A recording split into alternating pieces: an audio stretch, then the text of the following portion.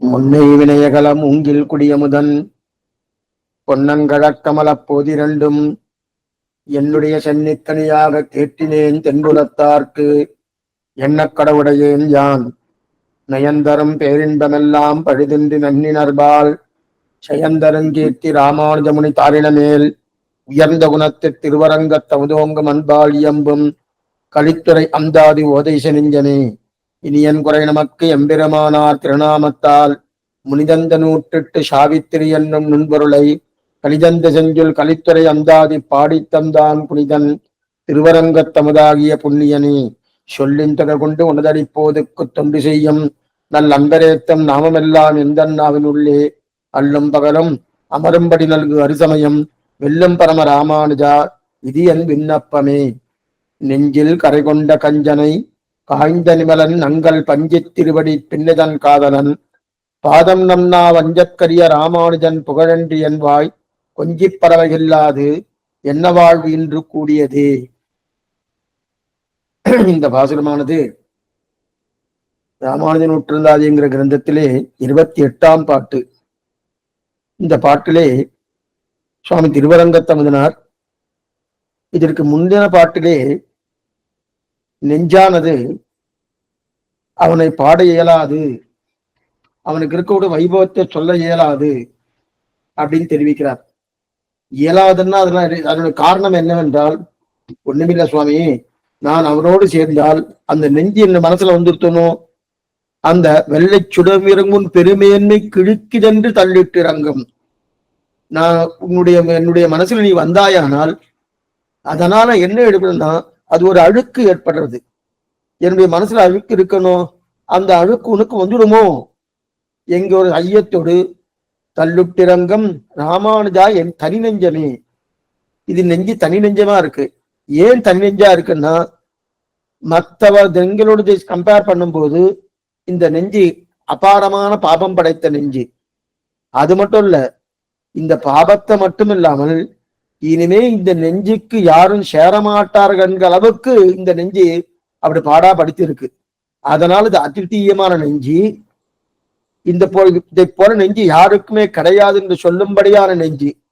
அந்த நெஞ்சில சுவாமி ராமானுஜர் அமர்ந்தாரனோ அது அவருக்கு இழுக்குதுன்னு, வெள்ளை சுடர் விடும் உன் பெருமையினை இழுக்கு என்ன தள்ளிட்டு இறங்கும், அதனால தள்ளிவிடுறேன் என்கிற நிலையோடு நெஞ்சு சொல்லித்து. ஆனா அதனால பாட முடியாதுன்னு வேற சொல்லித்து. இப்ப வாய் சொல்றது, நெஞ்சில் கரை கொண்ட கஞ்சனை காய்ந்த நிமலன் நங்கள் பஞ்சி திருவடி பின்னிதம் காதலன் பாதம் நம்னா வஞ்சற்கரிய ராமானுஜன் புகழன்றி என் வாய் கொஞ்சி பறவையில்லாது. இப்ப நெஞ்ச பார்த்து வாய் சொல்றது, ஏ நெஞ்சி என்னமோ பாட முடியாது பாட முடியாது சொல்லிட்டு இருக்கே, நான் பாடுறேன். என்ன தைரியத்தோடு இந்த வார்த்தையை நீ சொல்றேன்னா, எனக்கு தைரியம் தேவையில்லையே. ஏன் தைரியம் தேவையில்லைன்னா, அவருடைய புகழ் இருக்க, ராமானுஜர் புகழ் இல்லையா, அந்த புகழை தவிர மற்றொன்று என்னுடைய வாய் பாடாது. இது ஆழ்வாரும் தெரிவிக்கிறார். வாய் கொண்டு மாயிடம் பாட வந்த கவியே நல்லேன் அப்படின்னு ஆழ்வார் தெரிவிக்கிறார். இப்ப இங்க வாய் திருவரங்கத்தமனோட வாய் ராமானுஜர் அல்லது மற்றொன்றை பாடாது, கண்ணனையே பாடாது என்று சொல்லக்கூடிய அந்த எண்ணம் வந்துட்டோம். இந்த மாதிரி எண்ணம் யார் கொடுத்தது? ராமானுஜர் கொடுத்தாரு. எப்படிப்பட்ட வாழ்வை எனக்கு கொடுத்திருக்காரு, என்ன வாழ்வு இன்று கூடியதே என்று சொல்லக்கூடிய பாசனம். அதிலே நேற்றைய காலட்சேபத்துல மனபாலமாவுடைய அவதாரிகை ஆரம்பிச்சோம். அதாவது அவதாரிகை மனப்பூர்வே காகுத்தரகா என்னும் மனசுக்கு அனந்தரமான வாக்குக்கு அவர் விஷயத்தில் உண்டான பிராவண்யத்தை கண்டு பிரீத்தராகிறார். அப்படின்னா இந்த மனசுக்கு முதல்ல மனசு கஷ்டப்பட்டது, இனிமே பாடணுமான்னு இந்த திருவரங்கத்தவந்தர உந்தருது. ஆனா இப்ப வாக்கு பார்த்தது என்ன சொல்றதுன்னா, இல்ல நீ சிரமப்பட வேண்டாம், நான் பாத்துக்கிறேன், நீ ஏன் பயப்பட வேண்டிய அவசியமே இல்லையே. ஏன்னா பாட வேண்டியது மனசா வாக்கா? பாட வேண்டியது வாக்கு தானே அப்படின்னு மனசு கஷ்டப்பட்டால் என்ன, கஷ்டப்படாம போற. ஏன்னா வாக்கு கஷ்டப்படன்னு நம்ம கேள்விப்பட்டதே கிடையாது, மனசுதான் கஷ்டப்படணும். அதனால நான் பாடுறேன்னு சொல்லிட்டு இதற்கு ஒரு திருஷ்டாந்தம் பார்த்தோம். திருப்பானாழ்வார் அரைச்சி வந்தாடையன் மேல் சென்றதாம் என் சிந்தனையே. அதற்கு முன்னாடி திரு கமலபாதம் வந்து என் கண்ணினில் ஒக்கினதே. அப்ப ஒவ்வொரு அவயவங்களும் நான் முன்னே நான் முன்னே நான் முன்னே என்று திருப்பானாழ்வார் எந்த பிரயத்தனத்தையும் பண்ணல. திருவடி கொண்டு போய் எங்க சேர்த்தது? அரைச்சி வந்த ஆடையில் சேர்த்தது. அந்த மாதிரி ஒவ்வொரு அவயவங்களும் அந்தந்த அவயவத்தில் கொண்டு போய் சேர்க்கக்கூடிய தன்மை வந்துருத்தோணும். அதே போல இந்த இடத்துல மனசென்ற அவயவம் என்ன பண்ணிட்டுனா வாய் என்ற அவயவத்துக்கு கொண்டு போய் சேர்த்து தைரியமா இப்ப வாய் பாடுறது, அந்த பாடக்கூடிய ஒரு தன்மை தான் தெரிவிக்கிறாரு. ஆஹா, அப்படி மனசை பாடாதான்னா நான் என்ன சொல்றேன்னா அதை கேள் என்று பிடித்திருந்தால் வாக்கு சரி. வாக்கு என்ன சொல்றதுன்னு பார்ப்போம்னா, தைரியமாக நீ இரு, சந்தோஷமா நான் பாடுறேன், ஆனந்தமா நான் பாடுறேன் புரிஞ்சுருக்கியா? ஏன்னா இந்த மனசுக்கும் வாக்குக்கும் இருக்கக்கூடிய ஒரு திருஷ்டாந்தம் என்னன்னா, ராமனை போல மனசு, லக்ஷ்மணனை போல வாக்கு. நேற்றுக்கு அதிகம் பார்த்தோம். ராமனை போல மனசு என்ன, ராமன் என்ன பண்ணா, நல்லது பண்றேன் நல்லது பண்றேன்னு சொல்லி தசரதனை பாடா படுத்தினான், பாட்டுக்கு பாருன்னு சொல்லிட்டு எத்தனை பேரை பாடா படுத்தினான். ஆனா லக்ஷ்மணன் அப்படி இல்லையே. சொன்ன சொல் மீறாதவன் என்கிற ஒரு வாக்குக்காக என்னன்னோ பண்ணணும். அந்த மாதிரி லக்ஷ்மணன் பண்ணான்னா அதெல்லாம் கிடையாது. ராமன் எங்க இருக்கானோ அங்க கைங்கரியம் எனக்கு. அதனால ராமனை போல தசரதனை போல ஒரு முறையில உட்கார்ந்து அழப்போது கிடையாது. ராமனை போல சொன்ன சொல் பிரகையில எனக்கு ஒரே சொல் என்னன்னா கைங்கரியம்.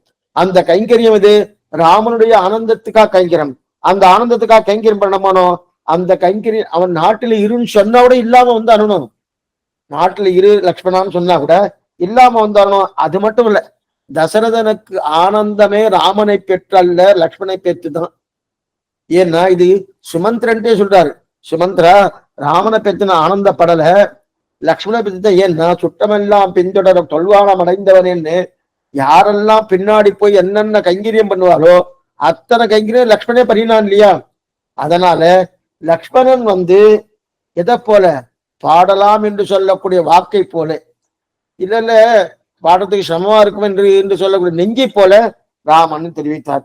தைரியமா நான் ராமன் பின்னாடி போறேன்னு சொன்னனோ, தகப்பனார பார்த்து நீ தகப்பனார இல்லைன்ட்டார், தாயார பார்த்து நீ தாயார இல்லைன்னு லக்ஷ்மணன் சொன்னானோ அப்படின்னு தெரிவிக்கிறார் யார்? அதனால் லக்ஷ்மணனுக்குண்டான பெருமை ராமனுக்கே கிடையாது, சொல்ல முடியாது. அதே போல இங்கு மாட்டேன் என்று சொல்லக்கூடிய மனசை விட எனக்கே பாடத் தருகிறேன் என்று சொல்லக்கூடிய வாக்குக்கு வைபவம் அதிகம்.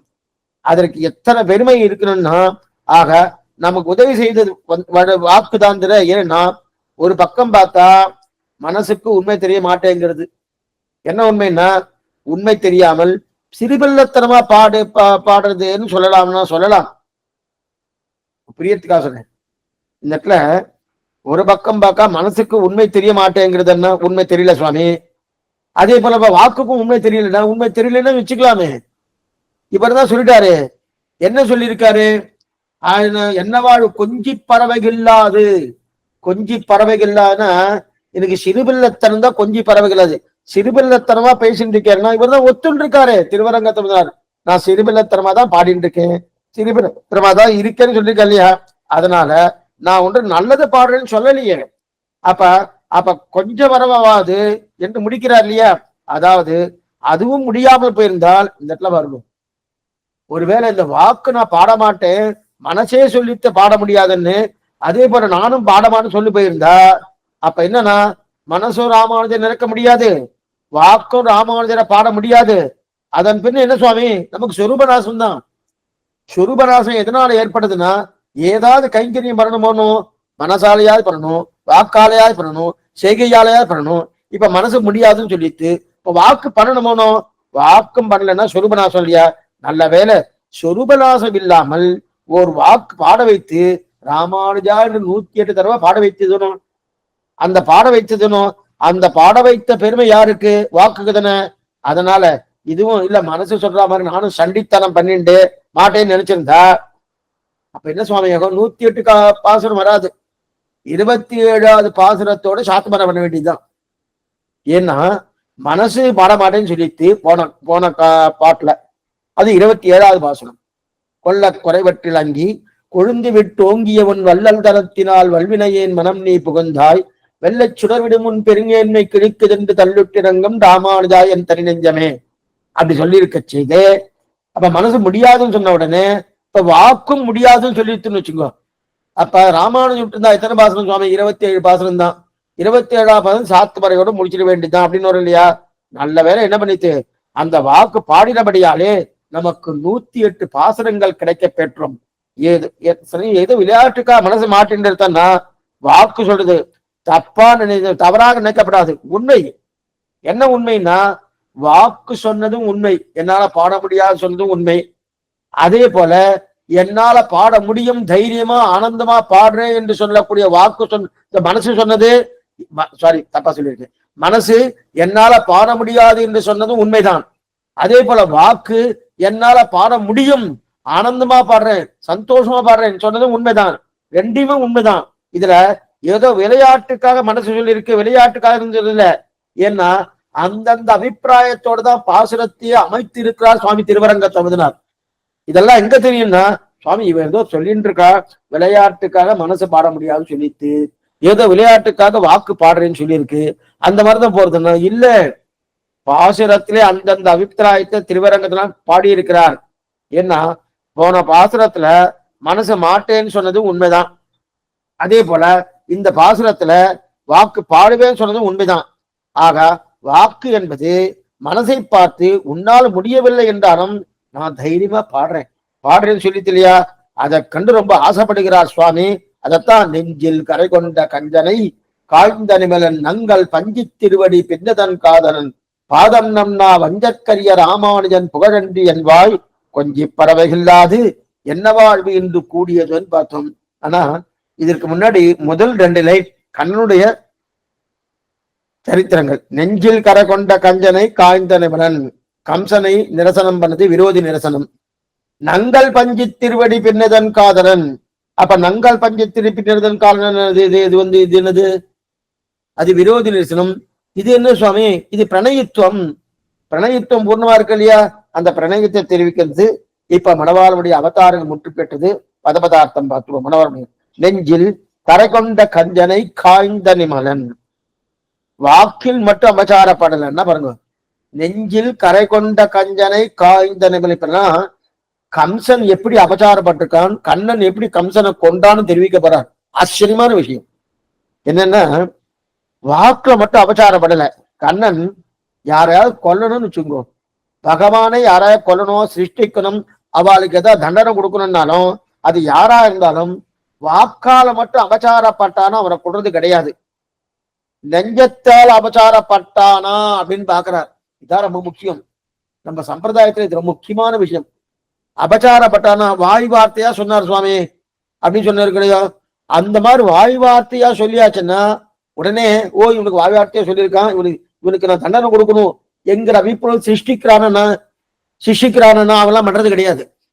அப்ப மனசாலேயே அந்த மாதிரி அபச்சாரப்பட்டிருக்கானா, இதைத்தான் ஆழ்வார் தெரிவிக்கிறார். உன்னை சிந்தையினால் இகழ்ந்த இரணியன் அகல் மார்பம் கீண்ட, உன்னை சிந்தையினால் இகழ்ந்த இரணியன் அகல் மார்பம் கீண்டன் தெரிவிக்கிறார் இல்லையா. இதைத்தான் ஆண்டாலும் தெரிவிக்கிறார். ஒரித்தி மகனாய் பிறந்து ஓரிரவில் ஒரித்தி மகனாய் ஒலித்து வளர தரிக்கிலானாகி தான் தீங்கு நினைந்த கருத்தை பிழைப்பித்து கஞ்சல் வயிற்றில் தான் தீங்கு நினைந்த அப்படின்னு தெரிவிக்கிறார் இல்லையா. அப்ப வாக்கில் மட்டும் விசாரப்படல, தீங்கு நினைக்கிறது முக்கியம். என்ன பாருங்க, தீங்கு நினைக்கிறதுனா மனசால அபச்சாரப்படுறான். என்ன தீங்கு நினைப்பது வாய் நினைக்குமா? வாய் நினைக்க மனசு நினைக்கும். அப்ப மனசால அப்படின்னா அப்ப தீங்கை வாயால சொல்வது முக்கியம் கிடையாது. என்ன பொறுத்துக்கோ, ஏதோ 2 வார்த்தை சொல்லிட்டார் சுவாமி, சொன்னபடியால பகவான் தண்டனை கொடுத்திருக்கான் கிடையாது. மனசாலேயே அபச்சாரப்படுறா இல்லையா, அந்த மனசார அபச்சாரப்படுறதா இங்க தெரிவிக்கிறார். அப்ப நினைத்தால் கண்ணன் தவறாகிறது. ஆனா வாக்கால் என்ன வைத்தானா அதை பத்தி அவன் கவலைப்படுறது இல்லை. வாயால் என்னோ பேசிட்டு இருக்கேன் அதனால பகவான் கவலைப்படுறதே கிடையாது. நினைச்சிட்டான்னா அப்பதான் தவறாருது இல்லையா. மனதால் என்னை பற்றி தவறா நினைத்தானா அதற்குத்தான் நல்லா பாட்டு ஆரம்பிக்கும் போது தெரிவிக்கிறார். நெஞ்சில் கரை கொண்ட கஞ்சனை, என்ன பாத்துக்கோ, நெஞ்சில் கரை கொண்ட, வாக்கில் கரை கொண்ட கஞ்சனைன்னு சொல்லலாம் பாருங்க. மனசால அபச்சாரப்பட்டானா, மனசால அபச்சாரப்பட்டாதான் இப்ப கண்ணனுக்கு என்னத்தின்னா, கண்ணன் மேல கம்சனுக்கு பெரும் சினம், கோபம், அபாரமான கோபம். ஆக கம்சன் கன்னடத்தில் சீற்றம் உடையவன் மட்டுமில்ல, தோஷம் உடையவன். கண்ணன் அதாவது கம்சன் கண்ணனிடத்திலே கோபத்தோடு இருக்கிறது மட்டும் இல்ல, தோஷத்தோடு இருக்கிறான். அந்த தோஷம் என்ன? காய்ந்த நிமலன். அப்படிப்பட்ட தோஷமுடைய கூடிய அந்த கம்சனை கொண்டானோ, கொன்றபடியாலே குற்றம் இல்லாதவன். சுவாமி, லோகத்துல ஒருத்தர் கொண்டாச்சுன்னா குற்றம் இல்லையா? ஆமா, நாம ஒருத்தர் கொண்டு வந்தோம், குற்றமே இல்லையேன்னு போய் நம்ம காவலாளிட்ட சொன்னா எடுத்து பாருன்னா அதெல்லாம் கிடையாது. என்ன சுவாமி, எங்க பாட்டு 28ஆம் பாட்டு இருக்க, நெஞ்சில் கரை கொண்ட கஞ்சனை காய்ந்த நிமலன். நிமலன் என்கிற சப்தத்துக்கு குற்றம் இல்லாதவன் பேரு. காய்ந்தபடியாலே, கொன்றபடியாலே, கம்சனை கொன்றபடியாலே குற்றம் இல்லாதவன். அப்ப கொன்றதுக்கு முன்னாடி குற்றம் இருக்கான்னு அர்த்தம் தான். அது அர்த்தம் இல்லை. கொன்னால் குற்றம், அந்த குற்றம் பகவானுக்கு கிடையாது. ஏன் குற்றம் கிடையாது? சாமானிய லோகத்துல கொண்டால் குற்றம் தான். என்ன குற்றம் கிடையாது? நெஞ்சில் கரை கொண்ட கஞ்சனை காய்ந்த நிமலன். ஒருத்தனை கொண்டுட்டான்னு குற்றம் இல்லாத சொல்லமான்னா சொல்லாமே. ஏன் இது ராமானுஜ பாசனம் என்ன எடுத்துக்கார்? நெஞ்சில் கரை கொண்ட கஞ்சனை காய்ந்த நிமலன் எடுத்திருக்கார் இல்லையா? இதே போல பெரிய திருமொழி அதுல திருமங்கையாழ்வார் தெரிவிக்கிறார். எந்த திவ்யதேசம் தெரியுமா? நரசிம்ம பெருமாள் அவதாரம் பண்ண திவ்யதேசம் அகோபில கஷேத்திரம், சிங்கவேல் குன்றம். அந்த சிங்கவேல் குன்றத்துக்கு அபாசனம் அனுகிரகிக்கிறார். அங்கஞாலம் அஞ்ச அங்கோர் ஆளுரையாய் அவுனன் பொங்க ஆகம் வள்ளுகிறாள் போழ்ந்த புனிதனிடம். புனிதன் சப்தம் கொடுக்கிறார். போழ்ந்த புனிதன் கொன்றான். கொன்ற உடனே ஆழ்வார் நரசிம்மனுக்கு என்ன பட்ட பெயர் கொடுக்கிறார்னா புனிதன்றார். என்ன சுவாமி புனிதன்னு சொல்றீருன்னா? ஆமா, இரணியனை கொண்டிருக்கார் என்ன கசிப்புவ, புனிதன் சொல்ல புனிதன்றார். கஞ்சனை காய்ந்த உடனே நிமலன்னு சொல்றார். ரெண்டு பாசனம் ஏகார்த்தம் பாருங்க. ராமானுஜ நூற்றந்தாதிலே நெஞ்சில் கரை கொண்ட கஞ்சனை காய்ந்த நிமலன், கஞ்சனை காய்ந்த நிமலன், இது ராமானுஜ நூற்றந்தாதி. அது அங்க இருக்குன போழ்ந்த புனிதன் பொங்க ஆகம் வள்ளுகிறாள். அந்த அவனோட குடலை உரித்தானோ, உரித்தபடியாலே புனிதன். பொங்க ஆகம் வள்ளுகிறாள் போழ்ந்த புனிதன் தெரிவிக்கிறாள் இல்லையா? இவளுக்கு என்ன என்பதுக்காக அப்ப அவனை குற்றவாளி சொல்ல முடியும்னா சொல்ல முடியாது. ஆந்தனையும் பார்த்துதான் கொள்றான் பகவான். பகவான் ஒருத்தர் கொள்றான்னா அப்தனை, ஏன்னா அவன் குற்றவாளி அல்லன். நம் சம்பிரதாயத்திலே என்ன பாருங்க, காலட்சேபம் கேட்பது கஷ்டமே கிடையாது.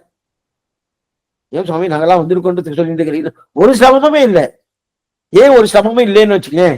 படியேன்ட்டு கேட்டுட்டு கேள்.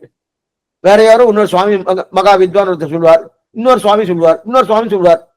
எத்தனை சுவாமிகள் சொன்னாலும் அவ சொல்லக்கூடிய கருத்து ஒன்னாதான் இருக்கும். அது மாற்று கருத்தா இருக்குன்னா இருக்காது. மாற்று கருத்தா இருந்தா குற்றம் சொல்பவரிடத்துல இருக்க தவிர மாற்று கருத்து வருது. இதைத்தான் பேசிட்டு பேசும் ஏக கண்டர்கள் தெரிவிக்கிற நம்ம பூர்வாச்சாரியர்கள். ஆழ்வார்கள்னா இவ என்ன பேசினா அதான் அவர் பேசுவார், அவ என்ன பேசினா அவ என்ன பேசுவார். ஏன்னா சொன்னத்தை தான் திருப்பி அரைச்சமாவே அரைக்கிறான்னு சொல்றா வருவார். அது நம் சம்பிரதாயம் தான். ஏன் அரைச்சமாவே அரைக்கிறா அப்படின்னா, இவர் சொன்னதுக்கு மாற்று கருத்து இன்னொருத்தர் சொல்லுவார்னா சொல்ல மாட்டார். பகவானை இப்படிதான் அனுபவிக்கணும் அப்படிதான் அனுபவிப்பார். பிரலோகாச்சாரர் என்ன தெரிவிக்கிறாரோ மனவாளமான் தான் தெரிவிப்பார். பூர்வாச்சாரர்களுக்குள்ளே ஒருத்தருக்கு ஒருத்தர் கிரந்த விரோதம் உண்டான்னா கிடையாது. நம்ம சம்பிரதாயத்துல கிரந்த விரோதம் கிடையாது. ஒரே அபிப்பிராயம் தான். எங்கிருந்து? பொய்கையாழ்வார் தொடங்கி அதே போல திருமங்கையாழ்வார் பரியந்தம் அவ அபிப்பிராயம் எப்படி இருக்குன்னா ஒரே அபிப்பிராயம் தான் இருக்கும். பொய்கையாழ்வார் வையந்தகலையா தொடங்கினார்.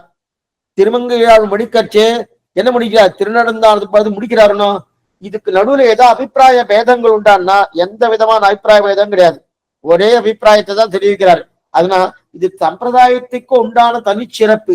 இதுக்காக இதை சொல்லிட்டு இருக்கேன்னா, இங்க நெஞ்சில் கரை கொண்ட கஞ்சனை காய்ந்த நிமலன், கம்சனை காய்ந்தபடியால கம்சனை கொண்டபடியாலே குற்றம் இல்லாதவன். இது திருவரங்க தமிழனார். அதே அங்கஞாலம் அங்கே அங்கோல் ஆர்வழியார் அவனன் பொங்காகம் வள்ளுகிறாள் போழ்ந்த புனிதன். அங்க ஆகம் வள்ளுகில் இரண்ய கசுபுடைய கொண்டானோ, கொன்றபடியாலே புண்ணியன்னார். இங்க குற்றம் இல்லாதவன் சொல்றார், அங்க புண்ணியன்னு சொல்றார். ரெண்டுமே ஒரே அபிப்பிராயம் தான். புண்ணியம்னு சொன்னாலும் ஒண்ணுதான், புனிதன்னு சொன்னாலும் ஒண்ணுதான், குற்றமில்லாதவன் சொன்னாலும் ஒண்ணுதானே. எதுவும் சொல்ல வந்தேன்னா அப்ப இந்த மாதிரி கிரந்த விரோதம் நமக்கு உண்டானா கிடையாது. ஏன்னா கிரந்த விரோதம் எதனால எடுத்திருக்கேன்னா, குரு சிஷ்ய கிரந்த விரோதம் நம்ம சம்பிரதாயத்துல கிடையாது. குரு ஒரு வார்த்தையை சொல்லுவார், சிஷ்யன் இன்னொரு வார்த்தை மாத்துவார்னா அது கிடையாது. ஏன்னா வேதவியாசர் குரு, இது ஆச்சார இதயத்துல அழகிய மணவாள பெருமாள் நாயனார் இந்த விஷயத்தை எடுக்கிறார். நம் சம்பிரதாயத்துல ஒரு சிஷ்ய கிரந்த விரோகம் கிடையாது. பௌத்த மதத்திலும் உண்டு. 4 சிஷ்யால், சௌத்ராந்திகன், வைபாஷிகன் அப்படின்னு சொல்லி 4 சிஷ்யால் இருக்கா. அந்த 4 சிஷ்யால் முதல் சிஷ்யா சொன்னதை 2வது சிஷ்யா ஒத்துக்க மாட்டார். 2வது சிஷ்யா சொன்ன 3வது சிஷ்யா ஒத்துக்க மாட்டார். 3வது சிஷ்யம் சொன்னது 4வது சிஷ்யா ஒத்துக்க மாட்டார். அங்கே குரு சிஷ்ய கிரந்த விரோதம் உண்டு. ஏன்? வேதவியாசருக்கு வேதவியாசுடைய சிஷ்யர் தான் ஜெய்மினி. என்ன புரிஞ்சுங்க? வேதவியாசுடைய சிஷ்யர் தான் ஜெய்மினி. அந்த ஜெய்மினியே அந்த ஜெய்மினியே தன் ஆச்சாரம் சொன்னதே ஒத்துக்கல. அது எப்படி? ஏக காலத்துல ஒரே காலத்திலே ஒத்துக்கவே இல்லை. அதுக்குள்ள அப்பேற்பட்ட மகரிஷிகள் ஒருத்தருக்கு ஒருத்தர் சரியா வச்சு கொள்ள முடியல. ஆனா ஆழ்வார்கள் அப்படி கிடையாது. ஆழ்வார்களையும் ஒருத்தருக்கு ஒருத்தர் மாத்தி பார்த்து சொல்லுவாளன்னா சொல்லவே மாட்டான். ஒருத்தர் பார்த்துட்டு இருக்காதா? பார்த்ததும் கிடையாது. நல்லா பாத்துங்கோ. இந்த ஜெய்மினியும் வேதவியாசரும் நிறைய ரிஷிகளும் தங்களை பார்த்துட்டு இருக்கா.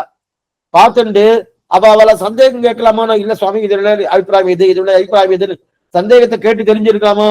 எல்லாம் ஒருத்தருக்கு நல்லாவே பார்த்துட்டே இருந்திருக்கா. ஆனா நம்முடைய ஆழ்வாருக்குள்ளுக்குள்ளே எத்தனை பேர் சஞ்சித்திருக்கா? அதிகமா பார்த்தோம்னு வச்சுக்கே, பேயாழ்வார், திருமேஷி ஆழ்வார் சஞ்சித்துதான் ஒரு சரித்திரம் இருக்கு. குரு பரம்புல ஒரு மூலையில எழுதி வச்சிருக்கா. அவ்வளவுதான் இருக்கே தவிர அதற்கு மேல பெரியாழ்வார் ஆண்டாள் சஞ்சித்தான்னு அது வேறு. அது தகப்பனார் பெண் என்கிற உறவோடு அங்க இருந்திருக்கு. அதனால இருக்கச்சு அப்படிதான் இருந்திருக்கு. அப்படி இருக்க செய்து.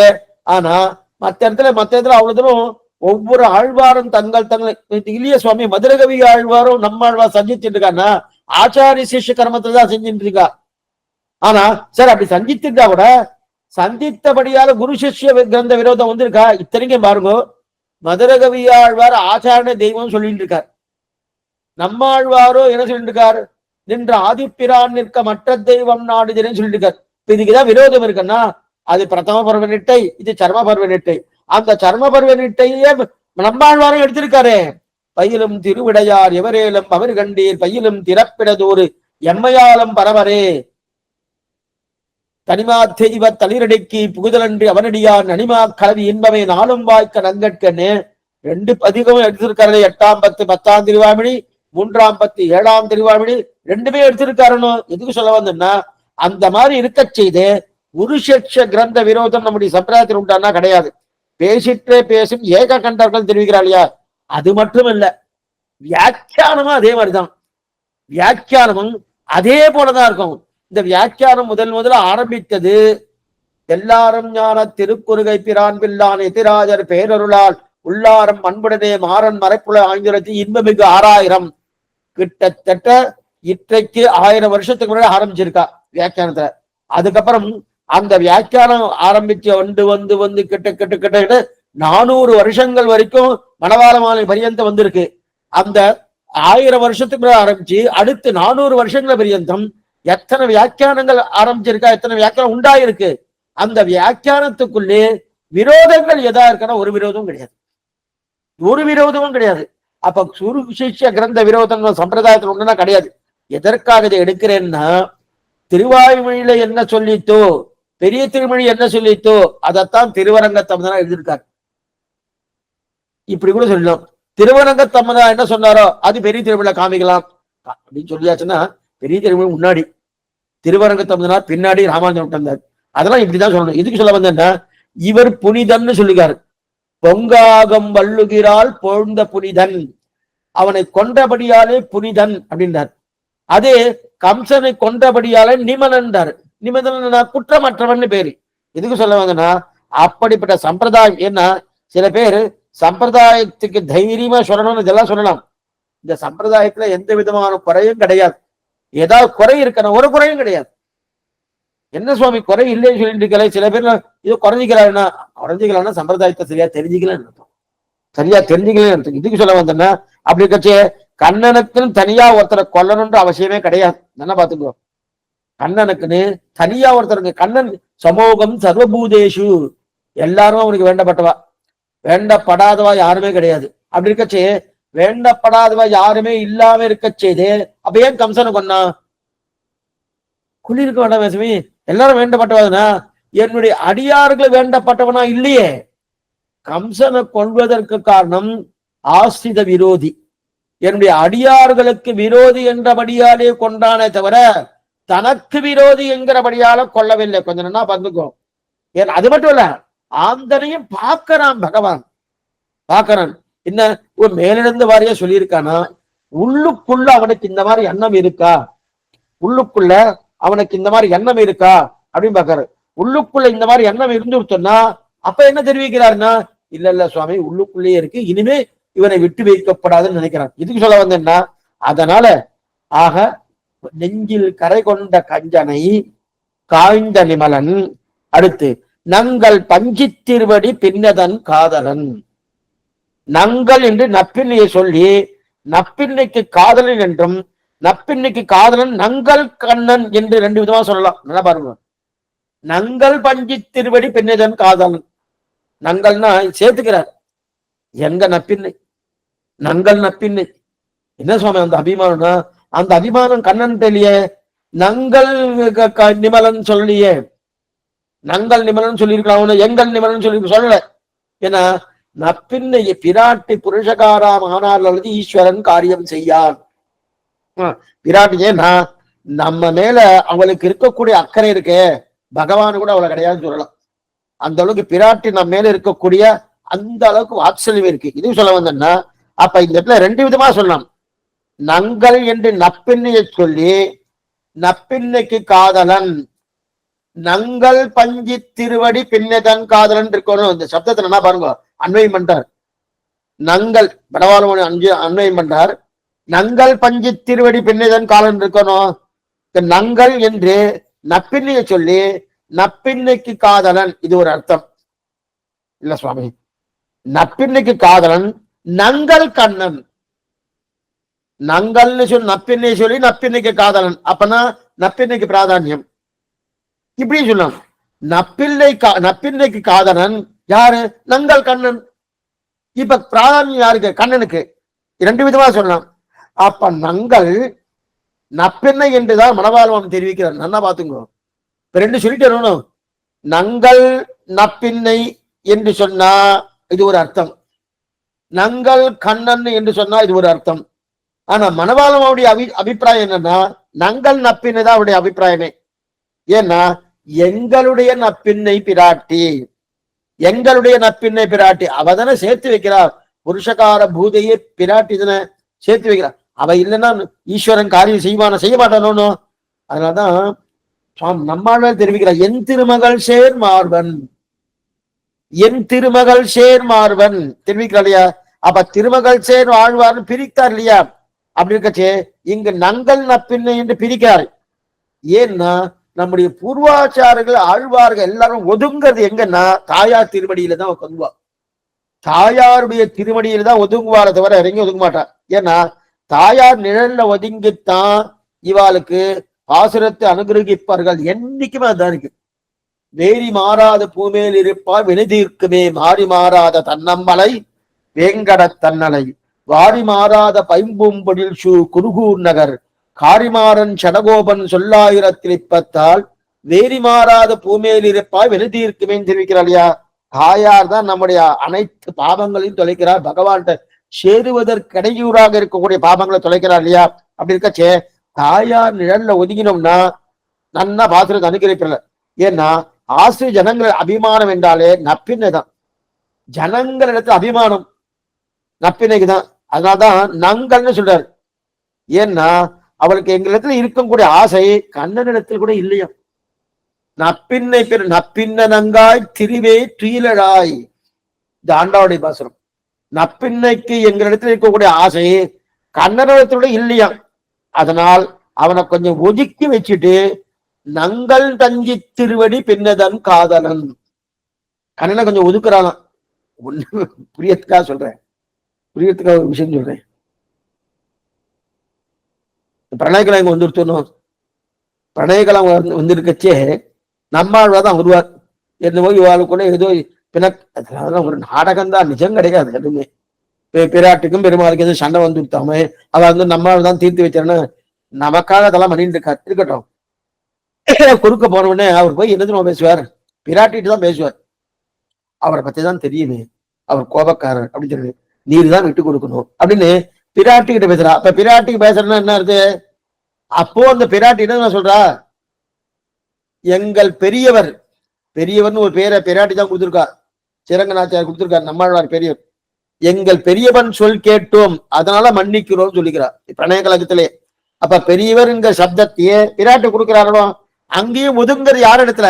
பெருமாள்கிட்ட போய் ஒதுங்கல, ஒதுக்கிறது எங்கன்னா பிராட்டிக்கு தான் ஒதுங்குறா. அதனாலதான் நங்கள், நங்கள் பஞ்சி திருவடி பின்னதன் காதலன். நங்கள்னா கண்ணனை கொஞ்சம் அப்படி பக்கத்துல ஒதுக்கிட்டு பிராட்டி கொஞ்சம் இன்னும் பக்கத்துல சேர்த்துக்கிறா. அப்பனா பிராட்டி நம் பக்கத்திலேயே நிக்கிறா, கண்ணன் கொஞ்சம் தூரக்க நிக்கிறா. பாரு, நங்கள் நங்கள் நங்கள் அப்படின்னா கண்ணை கொஞ்சம் ஒதுக்கி வைத்துட்டு நங்கள் பஞ்சு திருவடி காதலன் அப்படின்னா பிராட்டியின் திருவடிகள் மிகவும் மிருதுவான சுக்குமாரமான சௌகாபரம் அடித்த திருவடிகள். நங்கள் பஞ்சு திருவடி, பஞ்சுன்னா பஞ்சுதான், பஞ்சுனா மெத்து மெத்துன்னு இருக்கும் இல்லையா, சுகுமாரமான திருமேனி, மிருதுவான கூசிப்பிடுக்கும் மெல்லடின்னு தெரிவிப்பார்கள். அந்த சுக்குமாரமான திருமேனி மிருதுவான திருமேனி இல்லையா, சௌகுமாரியம் படைத்த திருவடிகள். அந்த திருவடிகள்னா அப்படிப்பட்ட திருவடிகள் நப்பின்ன பிராட்டிக்கு யாரு? கண்ணன் காதலன், நப்பின பிராட்டிக்கு காதலன். ஆக அபார பிரணயத்தோத்து கூடியவன் காதலன் அந்த கண்ணனின் பாதன் நன்னால் வஞ்சக்கரிய ராமானுஜன். அப்ப நப்பின்ன பிராட்டி காதலன், நங்கள் பஞ்சி திருவடி பின்னதன் காதலன். அப்படி பின்னதன் காதலன்னா அந்த பிராட்டியுடைய திருவடிகளை மிகவும் மிருது சுகுமாரமான சௌகுமாரமான திருமேனி அந்த திருவடி, அந்த திருவடிக்கு அந்த நப்பின்ன பிராட்டிக்கு காதலன். அப்பன்னா அந்த காதலன் எப்படி இருக்காங்க? பிரணயத்துவம், அபாரமான காதலோடு, அபாரமான பிரீத்தியோடு, அபாரமான அவரோடு இருக்கக்கூடிய அந்த வாஞ்சையோடு இருக்கிறனோ அதான் காதலன். அந்த காதலன் என்ன?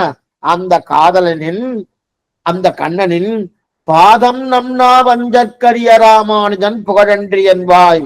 பாதம் நன்னா அப்படிப்பட்ட நப்பின்ன பிராட்டிக்கு பிரணயத்துவத்தோடு இருக்கக்கூடிய கண்ணுடைய திருவடிகளை ஆசையிக்காத ஆத்ம அபகாரிகள், ஆசையில்லாத ஆத்ம அபகாரிகள் அப்படின்னா வஞ்சகன்னு பேரவாளுக்கு.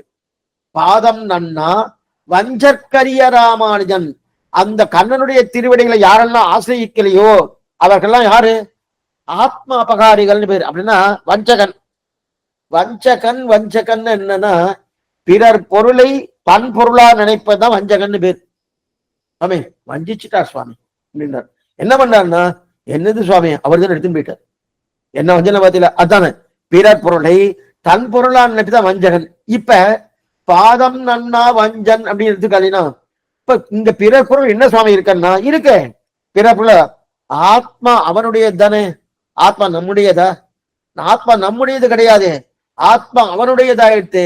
அவனுடைய இருக்கக்கூடிய அந்த ஆத்மாவை நம்முடையதுன்னு நினைச்சவனோ மதுரகவி ஆழ்வார் தெரிவிக்கிறாரு, நம்பினேன் பிறர் நண்பொருள் தன்னையும் நம்பினேன் மடவாரியம் முன்னெல்லாம் செம்பன்மாட திருக்குறுகூர் நம்பி கண்பனாய் அடியேன் சதுத்தேன் என்றேன் தெரிவிக்கிறாள் இல்லையா?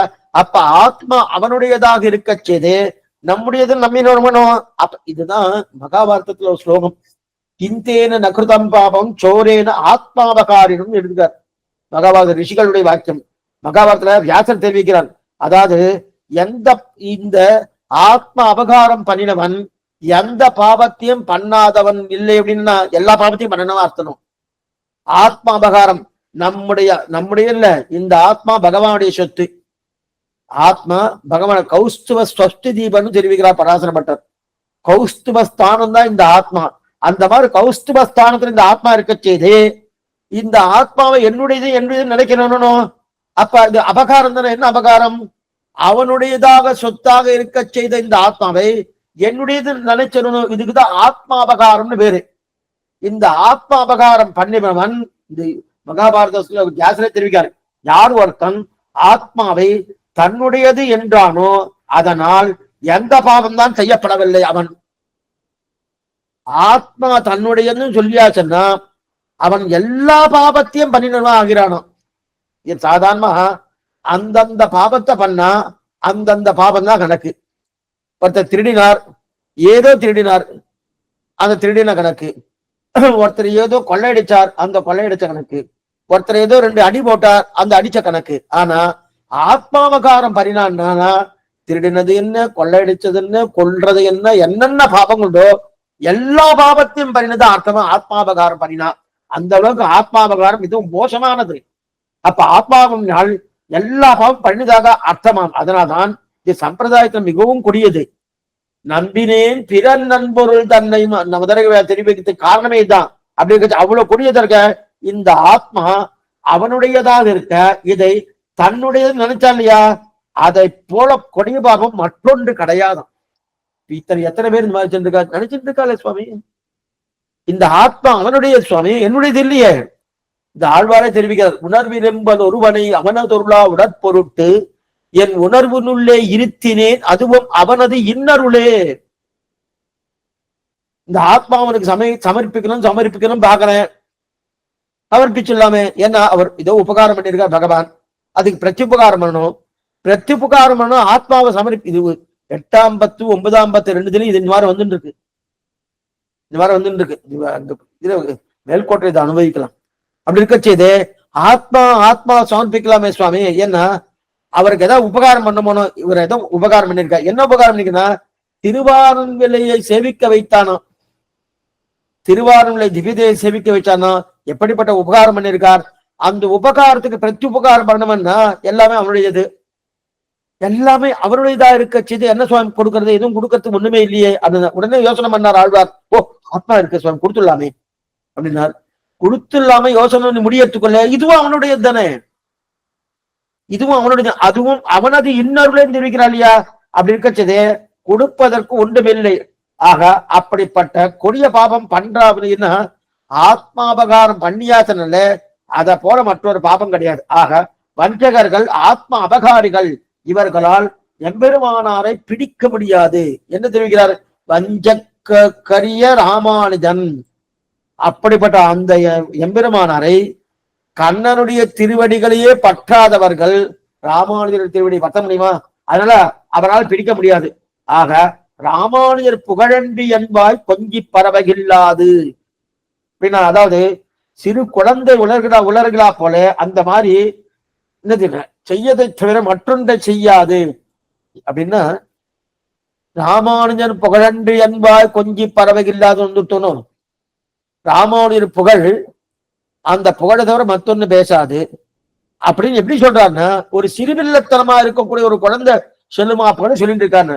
குழந்தை சொல்ற மாதிரி என்ன இது, அதனால எனக்கு என்ன கிடைச்சதுன்னா, இதனால எனக்கு இன்னைக்கு கூடிய வாழ்வு இருக்கு இல்லையா, இந்த வாழ்வு நேற்றைக்கு இல்லையே சுவாமி. இந்த மாதிரி வாழ்வு என்ன, எப்படிப்பட்ட வாழ்வு கட்டுக்கிறது, கொஞ்சி பரவகில்லாது என்ன வாழ்வு இன்று கூடியது. இன்று எனக்கு கூடின வாழ்வு, இந்த வாழ்வு நேற்றுக்கு இல்லையே. நேற்றுக்கு இல்லாத மட்டுமல்ல மற்ற பேருக்கும் இல்லையே, மற்ற பேருக்கும் இல்லையே. ஏன்னா இந்த வாழ்க்கை எனக்கு கூடியது என்று சொல்லி தலை கட்டுறது. ஏன்னா இந்த வாழ்க்கை எனக்கு கூடி இருக்கணும், இந்த மாதிரி வாழ்க்கை மற்ற பேருக்கு கிடைச்சிருக்கா, கிடைக்கல. சரி சுவாமி, எனக்கா நேற்றுக்கு இருந்துதா, இல்லையே இன்னைக்கு கிடைச்சிருக்கு. எதாவது கிடைச்சதுக்கு பாதம் நன்னி இருக்கேன். எந்த பாதத்தை, ராமானுஜருடைய பாதத்தை நன்னி இருக்கேன், அதனால கொஞ்சி பரவினேன். அந்த கொஞ்சி பரவினபடியாலே அப்படின்னா அவருடைய புகழை பாடினேன், பாடினபடியாலே அப்படிப்பட்ட ஆச்சரியமான வாழ்க்கை எனக்கு கிடைத்திருக்கேன் தெரிவிக்கிறார். இதை சொல்லி தலை கட்டுகிறார். இதான் அங்க தெரிவிக்கிறது. ஆக சரி சுவாமி, இந்த இடத்துல சொல்லி தலை கட்ட முடிச்சேன். நிமலன்ங்கிற சப்தத்துக்கு அர்த்தம் சொல்றாரு. இப்ப நிமலன் அப்படின்னா தேவர்களுக்கும் தானவர்களுக்கும் சாமானிய தெய்வம் கண்ணன் இருக்க செய்தே தானவனை கொண்டான் என்று குற்றம் வராதா? இப்ப தேவர்கள் தானவர்கள் அசுரர்கள் ராட்சசர்கள் வச்சுக்கலாம். அப்படி இருக்க செய்து தேவர்களுக்கும் அதே போல தானவர்களுக்கும் சாமானிய தெய்வம் ஸ்ரீமன் நாராயணன். அப்ப 2 பேருக்கும் சமம் தானே, தேவர்களுக்கும் சமம் தானவர்களுக்கும் சமம். அப்படி இருக்க செய்து தானவனை மட்டும் கொண்டான சொன்னேன், அந்த குற்றம் வராதா என்று கேள்வி பிறந்திருக்கு. இதுக்கு சமாதானம் சொல்றா பாருங்க. அதாவது இவர் கொன்னது தன் விரோதி என்றபடியால் அல்ல. கொஞ்சம் நல்லா புரிஞ்சுக்கணும். அதான் முன்னாடியே சொன்னேன். கண்ணன் கொண்டது தனக்கு விரோதி அன்றபடியால் கிடையல, ஆசிரித விரோதி. ஆசிரித விரோதினா பக்தர்களின் விரோதியை கொன்றான். அவன் தன் விரோதி என்று வைத்து யாரையும் பகவான் விரோதி என்று சொல்வதே கிடையாது. தன் விரோதி என்று யாராவது சொன்னாங்கன்னா சொல்லவே கிடையாது. யாராவது காட்டுங்கன்றார் கண்ணன் தனக்கு விரோதி இவன் அப்படின்னு யாராவது சொல்லியிருக்கான் காட்டுங்கன்னா அந்த மாதிரிலாம் சொல்ல முடியாது. அந்த மாதிரி நீங்க காட்டினா அப்ப நிமலன் அல்லன்னு நான் சொல்லுவேன். இப்ப நிமலன் சொன்னேனோ, நெஞ்சில் கரை கொண்ட கஞ்சனை காய்ந்த நிமலன். நிமலன்னா குற்றமில்லாதவன். குற்றமில்லாத எதனால குற்றமில்லாதவன்? கம்சனை கொண்டபடியாலும் குற்றமில்லாதவன். அப்ப கொன்றதுக்கு முன்னாடி குற்றம் இருக்கா? எப்பவுமே குற்றம் இல்லாதவன். கொன்னால் குற்றம் தானே? இல்ல கொண்டிருக்கான். கொன்ன காரணம் தன் விரோதி என்றபடியால கொல்லவில்லை, தன்னுடைய பக்தர்கள் விரோதி என்றபடியால கொண்டான். அதனால குற்றம் இல்லைன்னு. அதனால குற்றம் இல்லைன்னு இல்ல, தனக்கு விரோதின்னு கொல்லவே இல்லையே, கொன்னதே கிடையாது. தனக்கு விரோதின்னு எந்த சரிதை எந்த புராணத்துல எடுத்தாலும் எந்த இதிகாசம் எடுத்திருந்தாலும் தன் விரோதியை பகவான் கொன்றான் கிடையவே கிடையாது. ஆசிரிய விரோதி என்று தான் சொல்லணும். அப்ப சொல்வது நிச்சயம் பாருங்க, ரெண்டு பேரும் சொல்லுவா. ரெண்டு பேரும் பக்தர்களும் சொல்லுவா, பகவானும் சொல்வார். ஆனா நான் என் விரோதியை கொல்லவில்லை, பகவத் விரோதியை கொன்றேன், இது பக்தர்கள் சொல்லுவார். அதே பகவான் சொல்றச்சு நான் என் விரோதியை கொள்ளவில்லை, பக்தர்கள் விரோதியை கொண்டேன். அப்ப என்னன்னா பாகவதர் விரோதியை கொண்டேன்னு பகவான் சொல்வார், பகவான் விரோதியை கொண்டேன்னு பாகவதர் சொல்வான். என்ன சுவாமி இந்த மாதிரி இப்ப ரெண்டு பேரும் கொன்றதான் வேலையான்னா? பகவானுக்கு விரோதிகளா இருந்தா பாகவதால் பேசாம இருக்க மாட்டா, பாகவதாலுக்கு விரோதிகளா இருந்தா பகவான் பேசாம இருக்க மாட்டா. இந்த மாதிரி உண்டா சுவாமின்னு உண்டு. ஆண்டாவுடைய பாசனம் பாருங்கோ. கற்றுக்கரவை கணங்கள் பல கறந்து செற்றார் திரளடிய சென்று செறி செய்யும். செற்றார் திரளடிய சென்று செறி செய்யும். செற்றார்கள் தான் விரோதிகள். அந்த விரோதிகள் அழியும்படியாக கொன்று யுத்தம் புரிவார்கள் என்று யாரு? கோவலர்களை பத்தி இருக்கு. குற்றமொன்றில்லாத கோவலதம் பொற்கொடியே அப்படின்னு சொல்லிருக்கியா. கற்றுக்கரவை கணங்கள் பல கறந்து செற்றார் திரளிய சென்று தெரி செய்யும் குற்றமொன்றில்லாத கோவலதம் பொற்கொடியே. அந்த கோவலர்களுக்கு குற்றம் கிடையாது. என்ன விரோதிகளை நிரசனம் பண்றா, அதனால குற்றம் கிடையாதுன்னார். இந்த பாட்டு 11ஆம் பாட்டு கற்றுக்கரவை கணங்கள். அது 21ஆம் பாட்டு 33 அமரர்க்கு முன் சென்று கப்பம் தவிர்க்கும் கலியை துயிலாய் ஷட்பமுடையாய் திறனுடையாய் செற்றார்க்கு வெப்பம் கொடுக்கும் விமலா துயிலாய் இருக்கு இல்லையா? அங்கேயும் செற்றார்க்கு இருக்கு. செற்றார்க்குன்னா விரோதிகள். அப்ப 11ஆம் பாட்டிலும் செற்றார் என்கிற விரோதிகள் இருக்கு. அதே 21ஆம் பாட்டிலும் செற்றார் என்கிற விரோதிகள் இருக்கு. இதுல நாயனார் விசாரிக்கிறார், அழகிய மணவாள பெருமன் நாயனார் ரெண்டுத்தையும் விசாரிக்கிறார். என்ன விசாரிக்கிறேன்னா, என்ன சுவாமி கண்ணனுக்கும் செற்றார் உண்டா, கோவலர்களுக்கும் செற்றார் உண்டா? கோவலர்களுக்கு செற்றார் என்று சொன்னது 11ஆம் பாசுரம் திருப்பாவையில் கற்றுக்கரவை கணங்கள் பல கறந்து. கண்ணனுக்கு செற்றார் என்று சொன்னது 21ஆம் பாட்டு 33 பாட்டிலே செற்றார் என்று சொன்னது. அப்ப ரெண்டு பேருக்கும் செற்றார் உண்டா? அப்ப கோவலர்களுக்கு கோவலர்னா கோபகுமாரர்கள், கோபகுமாருக்கு எதிரியே இல்லையே அப்படின்னா, எதிரி இருந்தா என்ன சுவாமி கிருஷ்ண பக்தி? எதிரி இருக்கலாமா? அப்ப என்ன கிருஷ்ண பக்தி? கிருஷ்ண பக்தி இருக்குனால எதிரி இருக்கப்படாதுனோ அப்படின்னு அங்க ஒரு கேள்வி. அதே போல கண்ணனுக்கு எதிரி இருக்கலாமா? ஏன்னா கண்ணனுடைய நிலை என்ன சொல்லிருக்கு? சமூகம் சர்வபூதேஷுன்னு சொல்லியிருக்கு. எல்லாரையும் ஒரே நேர்பார்வையோடு பார்க்கிறான் கண்ணன். இவர் தாழ்ந்தவர், இவர் உழைத்தவர், இவர் படித்தவர், இவர் படிக்காதவர், இவர் மேம்பட்டவர், இவர் தாழ்ந்தவர் எங்க நிலையே கிடையாது. எல்லாரும் சமூகம் சர்வபூதேஷு, எல்லாரும் ஒரே நேர்கோட்டு பார்க்கக்கூடிய தன்மை பகவானுக்கு உண்டு. அப்படி இருக்க செய்தே பகவானுக்கு விரோதிகள் இருக்க முடியாது. அதே போல செற்றாருங்கிற விரோதிகள் கோபகுமாரர்களுக்கும் கோபர்களுக்கு விரோதிகள் இருக்க முடியுமா? கண்ணனுடைய பக்தியில இருக்கானோ. எப்ப கண்ணனுக்கு கிருஷ்ண பக்தி ஏற்பட்டதோ அவளுக்கு விரோதியே இருக்க முடியாது. எப்படி சுவாமி ரெண்டு பேரும் கொல்ல முடியும்? செற்றார்க்கு வெப்பம் கொடுக்கும் விமலா துயிலடான்னு கண்ணனை சொல்லியிருக்கு. அதே போல இங்க செப்பமுடையா திறனுடையா 35 அதாவது கற்றுக்கரவை கணங்கள் பல கறந்து செற்றார் திறனிய சென்று திரை செய்யும் அப்படின்னு தெரிவிக்கிறாளையா. செற்றார் திரளிய சென்று தரி செய்யும் குற்றமின்றில்லாத கோவலர். அப்ப அந்த கோவலரும் சண்டை போட்டிருக்கா, கொண்டு இருக்கா. கண்ணனும் சண்டை போட்டிருக்கான், கொண்டு இருக்கான். விரோதிகள் இல்லை இல்லைன்னு ரெண்டு பேரும் சொல்லிட்டு இருக்கேன். ரெண்டு பேரும் கொண்டு இருக்காள சுவாமி. என்ன, ரெண்டு பேருக்கும் தங்கள் விரோதியை கொல்லல. அதாங்க முக்கியம். தங்கள் விரோதியை கொண்டு இருக்கான்னா கொல்லவே இல்லை. செற்றார்க்கு வெப்பம் கொடுக்கும் விமலா துயிலன்னா பகவான் பண்ணது. அப்ப கோபகுமாரருக்கு விரோதிக்கு கோபியருக்கு விரோதி பகவத் விரோதி. பகவானுக்கு யாரெல்லாம் விரோதிகளோ அவெல்லாம் கோபியர்களுக்கு விரோதி. அதே கோபிகைகளுக்கு கோபர்களுக்கு யாரெல்லாம் விரோதிகளோ அதெல்லாம் பகவானுக்கு விரோதி. அப்ப தன் விரோதியை கொள்ளாமல் தன் அடியார்களின் விரோதியை கொள்கிறான் பகவான். அதனாலதான் கம்சனை கொன்னபடியாலே நிமலன்.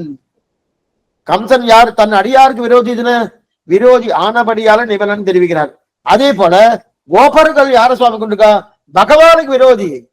பகவானுக்கு விரோதி ஆனபடி அவளை கொள்றான்னு தெரியல. அதைத்தான் தெரிவிக்கிறார். அப்ப விரோதிகள் ரெண்டு பேருக்கும் நேரடியான விரோதிகள் கிடையாது.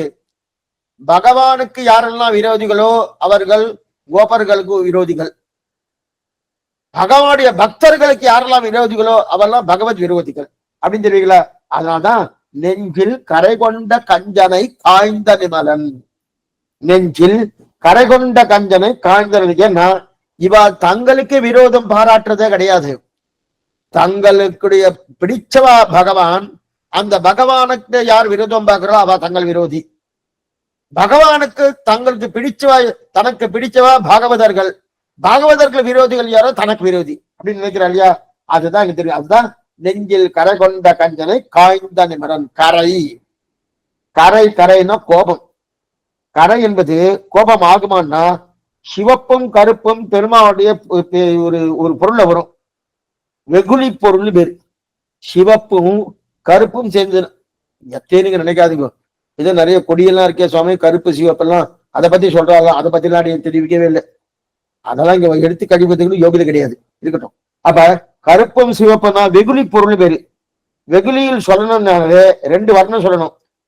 சிவப்பு இருக்கணும், கருப்பு இருக்கணும். ஆனா இங்க கரைனாலே கருப்பு. கருப்புன்னா என்ன சொல்ல? வெகுளி அப்படின்னா நெஞ்சில் கரை என்றால் நெஞ்சில் கண்ணனை பற்றி தோஷம் நினைத்தாரனோ, கண்ணனை கொல்லணும்னு நினைச்சிடனோ என்று நெஞ்சில் நினைத்து நெஞ்சில் கரை கொண்டது. நெஞ்சிலே நினைச்சுட்டு இருக்கான் கம்சன்.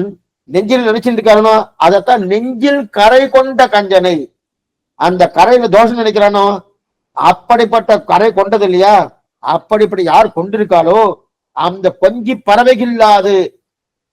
கொஞ்சி பறவை இல்லாதுன்னா அந்த ராமானுஜரை பூர்ண யுக்தியோடு இல்லை, முழுமையாக சொல்ல முடிக்க முடியாது. ஏதோ பாடணும்னு பாடுறேன் அவ்வளவுதான் தவிர முடியுமா பாட முடியுமான பாட முடியாது. அப்படின்னா என்ன அர்த்தம் சுவாமி? புரியலையே. என்ன ஒண்ணுமே இல்லை. நெஞ்சில் கரை கொண்ட கஞ்சனை காய்ந்த நிமலன் நங்கள் பஞ்சு திருவடி பெண்ணுதன் காதலன் பாதம் நன்னா பஞ்சக்கரிய ராமானுஜன் புகழன்றி என்பாய் கொஞ்சி பறவை இல்லாதுன்னு அர்த்தம். அந்த கரை கொண்ட கஞ்சனை காய்ந்த நிமலனாக இருக்கக்கூடிய அந்த கண்ணனும் பெருமான், கண்ணனும் பெருமானுடைய திருவடியை பற்றாதவர்கள் ராமானுஜருக்கு அருகில் வரமாட்டார்கள். பற்றினவர்கள் ராமானுஜ திருவடி பற்றுவார்கள். பத்தினபடியாக ஸ்தோத்திரம் பண்ணமோனோ அந்த ஸ்தோத்திரம் எப்படின்னா கொஞ்சி பறவை இல்லாது, பூர்ண யுக்தி கிடையாது. ராமானுஜரை முழுமையா சேவித்து ஸ்தோத்திரம் பண்ணுவாரா? கிடையாது. பூர்ண யுக்திய முழுமையா சொல்லி முடிக்க முடியாது. ஏன்? பாடினோன்றதுக்காக பாடுறமே தவிர முழுமையா சொல்லலை. ஏன்னா இதுல இருந்து எழுத்து, சீர், அடி, தொடை இதெல்லாம் இருக்கணும். இதெல்லாம் இருக்கணும்னு தெரியாது. ஆனாலும் குழந்தை பாடுற மாதிரி பாடுறான். குழந்தை பாடுற மாதிரி பாடுறாரு. அதான கொஞ்சி பறவைகில்லாது. அப்ப என்னன்னா அப்படிப்பட்ட ராமாவுடைய திருவடியிலே பற்றினவர்கள் யாரோன்னா பற்றினவர்கள் இருக்கா இல்லையா? அந்த பற்றின நான் திருவனந்தபுரம் தெரிவிக்கிறார். அந்த ராமானுஜரை கொஞ்சி பறவை என்ன பூர்ணமா அனுபவிக்க முடியுமான்னு அனுபவிக்க முடியாது. சேவிக்க முடியுமா? சேவிக்க முடியாது. ஏன்னா ஒரு குழந்தை மடலை சொல் கேளாதவன் சொல்றாலும் இந்த மடலை எப்படி சொல்றதோ அந்த மாதிரிதான் என்னால சேவிக்க முடியாது. பூர்ணத்துவம் கிடையாது. சுவாமி ராமானுஜர் பூர்ணமா ஸ்தோத்திரம் பண்ணிட்டேன் இல்லை. அப்ப என்ன பண்ணிருந்தீரு? கொஞ்சி பறவை இல்லாது ஏதோ சொல்லணும். என் நாக்கு படைத்த பயனுக்கு உண்டான ஒரு ஸ்திதியை கொடுக்கணுமோனோ அதற்காக ஒரு வார்த்தை சொன்னேன். அந்த வார்த்தையும் உண்மையான வார்த்தை இல்லை. அதுவும் முழுமையான வார்த்தையான கிடையாது. அதனால கொஞ்சம் பறவையில்லாது அதெல்லாம் என்ன கிடைச்சதுன்னா இப்படிப்பட்ட வாழ்வு எனக்கு கிடைச்சது. என்ன வாழ்வு என்று கூடியதுன்னு தெரிவிக்கிறார். ஆக மணவாளனுடைய பதபதார்த்தம் முற்றி பெற்றது. வெள்ளோகஞ்சியுடைய திரிலோகஞ்சியுடைய வியாக்கியானத்துக்கு அவதாரிகை ஆச்சரியமான அவதாரிகை ஆதரவு 28 நெஞ்சில் கரை கொண்ட தண்டனை. கீழ்ப்பாட்டிலே மனசனுடைய சமத்தியை சொல்லி இதிலே வாக்குக்குள்ள சமத்தியை சொல்ல ஒருபட்டு துர்புத்தியுள்ள கம்சனை சம்ஹரித்து அதி கோபலமான ஸ்ரீ பாதங்களுடைய நப்பின்னை பிராட்டுக்கு சிநேகிதியான கிருஷ்ணனுடைய ஸ்ரீபாதங்களை ஆசையாத ஆத்ம அபகாரிகளுக்கு அகோச்சரரான எம்பெருமானாருடைய கல்யாண குணங்களை ஒழிய வேறொரு விஷயத்தை என் வாக்கானது துதிக்க மாட்டாது. ஆகையால் இப்போது எனக்கு ஒரு அலப்ய லாபம் சேர்ந்ததென்று வித்தராகிறார். அலப்ய லாபம் என்ன? கீழ்பாட்ட மனசு சொன்னார். 27ஆம் பாட்ட மனசு சொன்னார். பள்ள குறைவற்றிலங்குன்னு சொல்லி இந்த பாட்டை வாக்க சொல்லி முற்பட்டு அத துர்புத்தியுடைய கம்சனை முடித்து, துர்புத்தி நல்ல புத்தி இருக்கான்னு கிடையாது, தமோகுணமும் ரஜோகுணமும் பூர்ணமா இருக்கக்கூடிய புத்தி இது. அப்படி கம்சனை முடித்து மிருதுவான திருவிழையுடைய நப்பினை பிராட்டுக்கு ஆசை படைத்த நளினரான கிருஷ்ணனுடைய அந்த கண்ணனின் திருவடிகளை பற்றாத வஞ்சகர்களான ஆத்ம அபகாரிகளுக்கு எட்டாததான கண்ணனுடைய திருவடிகளை பற்றவில்லை என்றால் ராமானுடைய அந்த திருவடி கிட்டாது. சரி, அந்த பற்றாத வஞ்சகர்களான ஆத்ம அபகாரிகளுக்கு எட்டாததான, அதாவது பிடிக்க முடியாததான ராமானுடைய கல்யாண குணங்களை ஒழிய வேறொரு விஷயத்தை என் வாக்கானது துதிக்காது. இப்ப என்ன சொல்ல வர்றாரு இவரு? யாரெல்லாம் கண்ணனுடைய திருவடியை பத்தலையோ ராமானு திருவடிக்கு அருகதை அல்லாதவர்கள் ஆகிறார். சரி, இப்ப திருவரங்கத்துல என்ன சொன்னார்னா கண்ணனுடைய திருவடியை பற்றி தாண்டி ராமானு திருவடி வந்துட்டேன். வந்ததுக்கு அப்புறம் அவர் திருவடி தவிர என் வாக்கு மற்றொன்னு துதிக்காது, மற்ற எந்த விஷயத்தையும் என் வாக்கு பாடாது. அதனால் அதெல்லாம் என்ன கிடைச்சது? அதனால் கிடைத்த ஒரு வஸ்து இல்லை எனக்கு கிடைத்தது. எனக்கு கிடைக்கிற வஸ்து இருக்கு இல்லையா, இந்த மாதிரி வஸ்து இதற்கும் கிடைச்சிருக்கானா? கிடைச்சதே கிடையாது. அப்படிப்பட்ட வஸ்து கிடைச்சது. அலப்ய லாபம் கிடைச்சது. என்ன வாழ்வு இன்று கூடியது. அலப்ய லாபம்னா கிடைக்காதது கிடைச்சது. இதுதான் 3ஆம் பாட்டுல தெரிவிக்கிறாரு. ஒங்கி உலகில் நீங்காத செல்வம் நிறைந்து இருக்கிறது இல்லையா, அலப்ய லாபம்னு பேரு. கிடைக்காதது கிடைத்ததுன்னு அதுதான் பேரு. அதே போல கிடைக்காது கிடைச்சதுனோ என்ன கிடைக்காது? இந்த என்ன வாழ்வு இன்று கூடியதுதான் கிடைக்காது பெற்றுன்னு அர்த்தம். வியாக்கியானத்தை வாசிக்கிறேன். நெஞ்சில் கரை கொண்ட கஞ்சனை கம்சன் அசரீரி வாணி சொன்ன வார்த்தையை கேட்டு அன்று தொடங்கி மனசிலே குரோதத்தை வைத்துக் கொண்டிருந்தான். அந்த குரோதமானது தமக்காரியம் என்கையாலே அத்தை கருப்பாக வர்ணி செய்கிறார். தீய புத்தியுள்ள கஞ்சன் மேல் சினமடைவன் என்கிற படியே இதயத்தில் சீற்றத்துடையனான கம்சனை. இதற்கு மேல நிறைய பிரமாணங்கள், விஷ்ணு புராண பிரமாணங்கள் எடுத்திருக்கார். 1, 2 இல்ல, நிறைய பிரமாணங்கள் எடுத்திருக்கார்.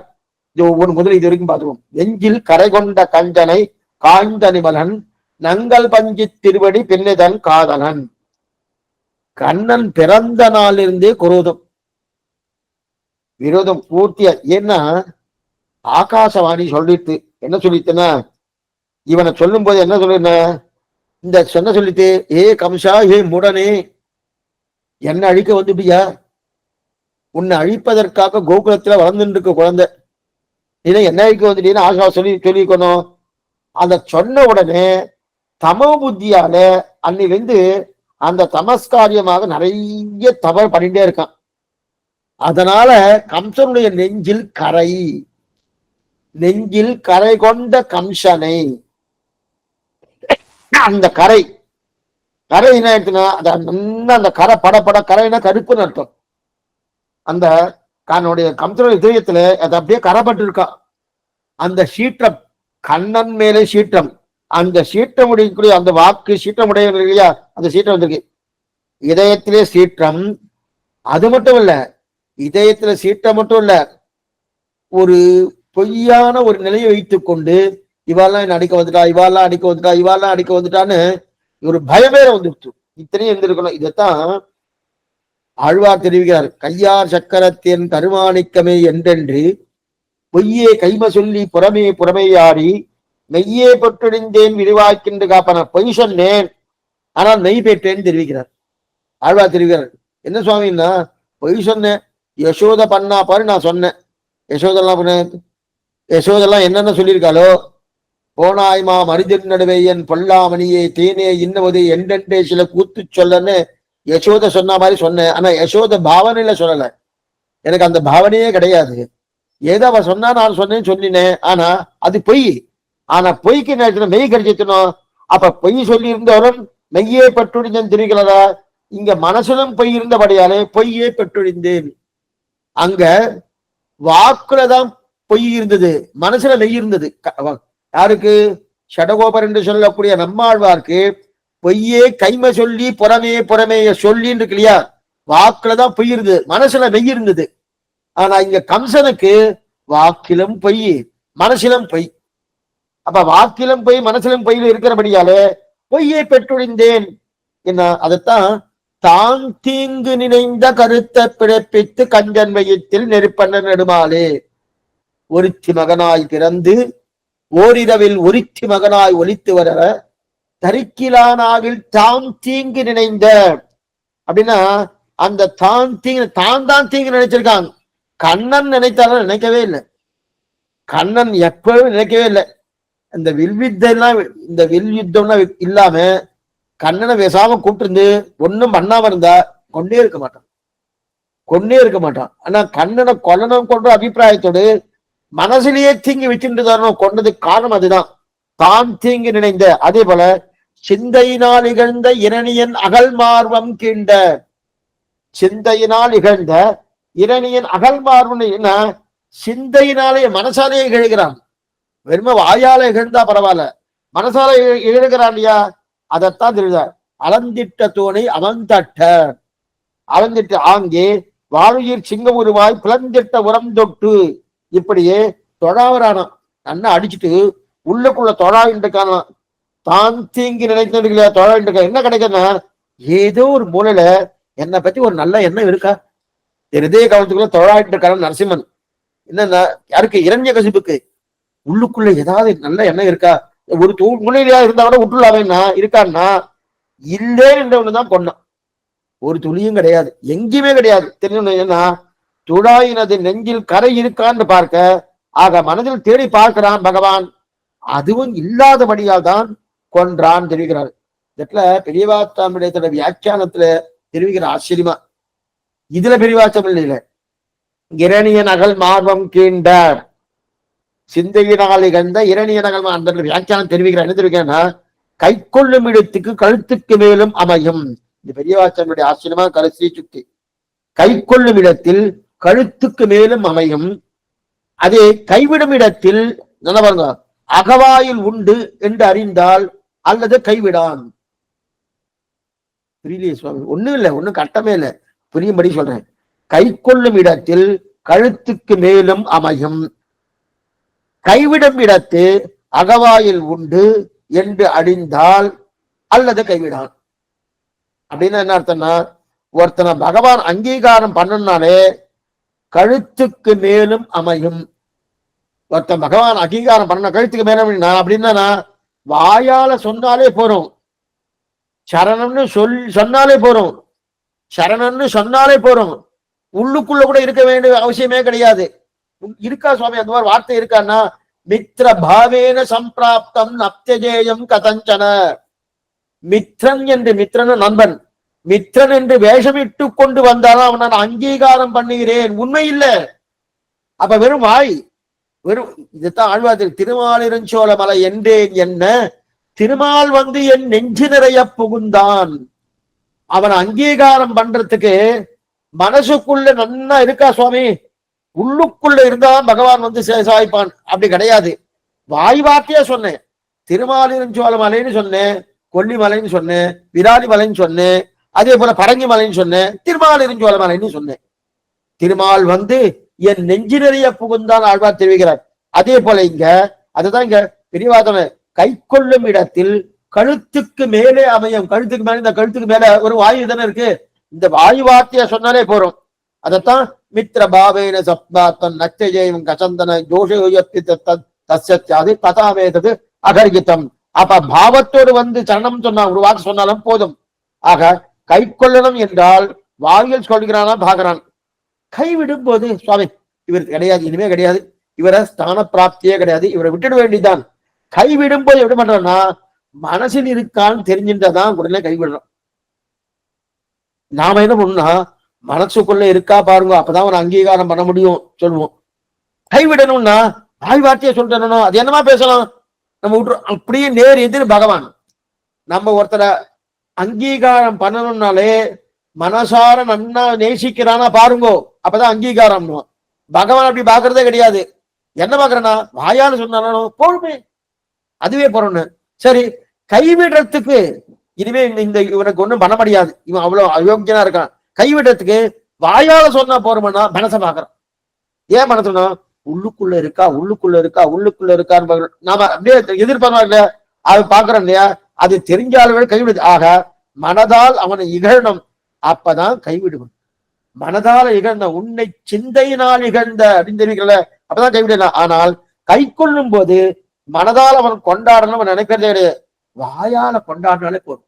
போதும் சுவாமி போதும் தெரியல. இதையெல்லாம் எழுதிருக்கிறது மித்திர பாவேன சம்பிராப்தம் ஸ்லோகத்துல தெரிவிக்கிறான் இல்லையா. இதனால்தான் தேர்தட்டு வார்த்தையை விட கடற்கரை வார்த்தைக்கு தனிச்சிறப்புன்னு நம்ம பூர்வாச்சாரியர் தெரிவிப்பார். தேர்தட்டு வார்த்தையை விட கடற்கரை வார்த்தைக்கு தனித்தட்டு. தேர்தட்டு இது சர்வதர்மா பரித்தியஜ்யம் ஆமேகம் சரணம் பிரஜாகம் துவா சர்வபாபேப்ஜோ மோட்சா. இது தேர்தட்டு வார்த்தை. கடற்கரை வார்த்தை இது 3 வார்த்தை சொன்னார், அது ஒரே ஒரு வார்த்தை தான் பார்த்திருக்கோம். மித்திர பாவேன சப்ராப்தம் நக்தஜேயங்க தஞ்சன தோஷோயப்தி தத்யாது ததாமேதது அகரிகிதம் தெரிவிக்கிறார் இல்லையா. அது இதுக்கு சொல்ல வந்தேன்னா சகுருதேவ பிரபன்னாய தவாஸ்மீதி ஜயாயச்சே அபயம் சர்வபூதேப்து ததாம் ஏதத்ருதம் மமா தெரிவிக்கிறார் இல்லையா. அத்தனை சிறப்பு கடற்கரை வார்த்தைக்கு அத்தனை சிறப்பு. இதுக்கு மேல ஆச்சரியமா தெரிவிக்கிறார். அப்படின்னு சொன்னோம், விஷ்ணு புராணக்காரருடைய அந்த புராண ஸ்லோகத்துல நிறைய எடுத்திருக்காரு.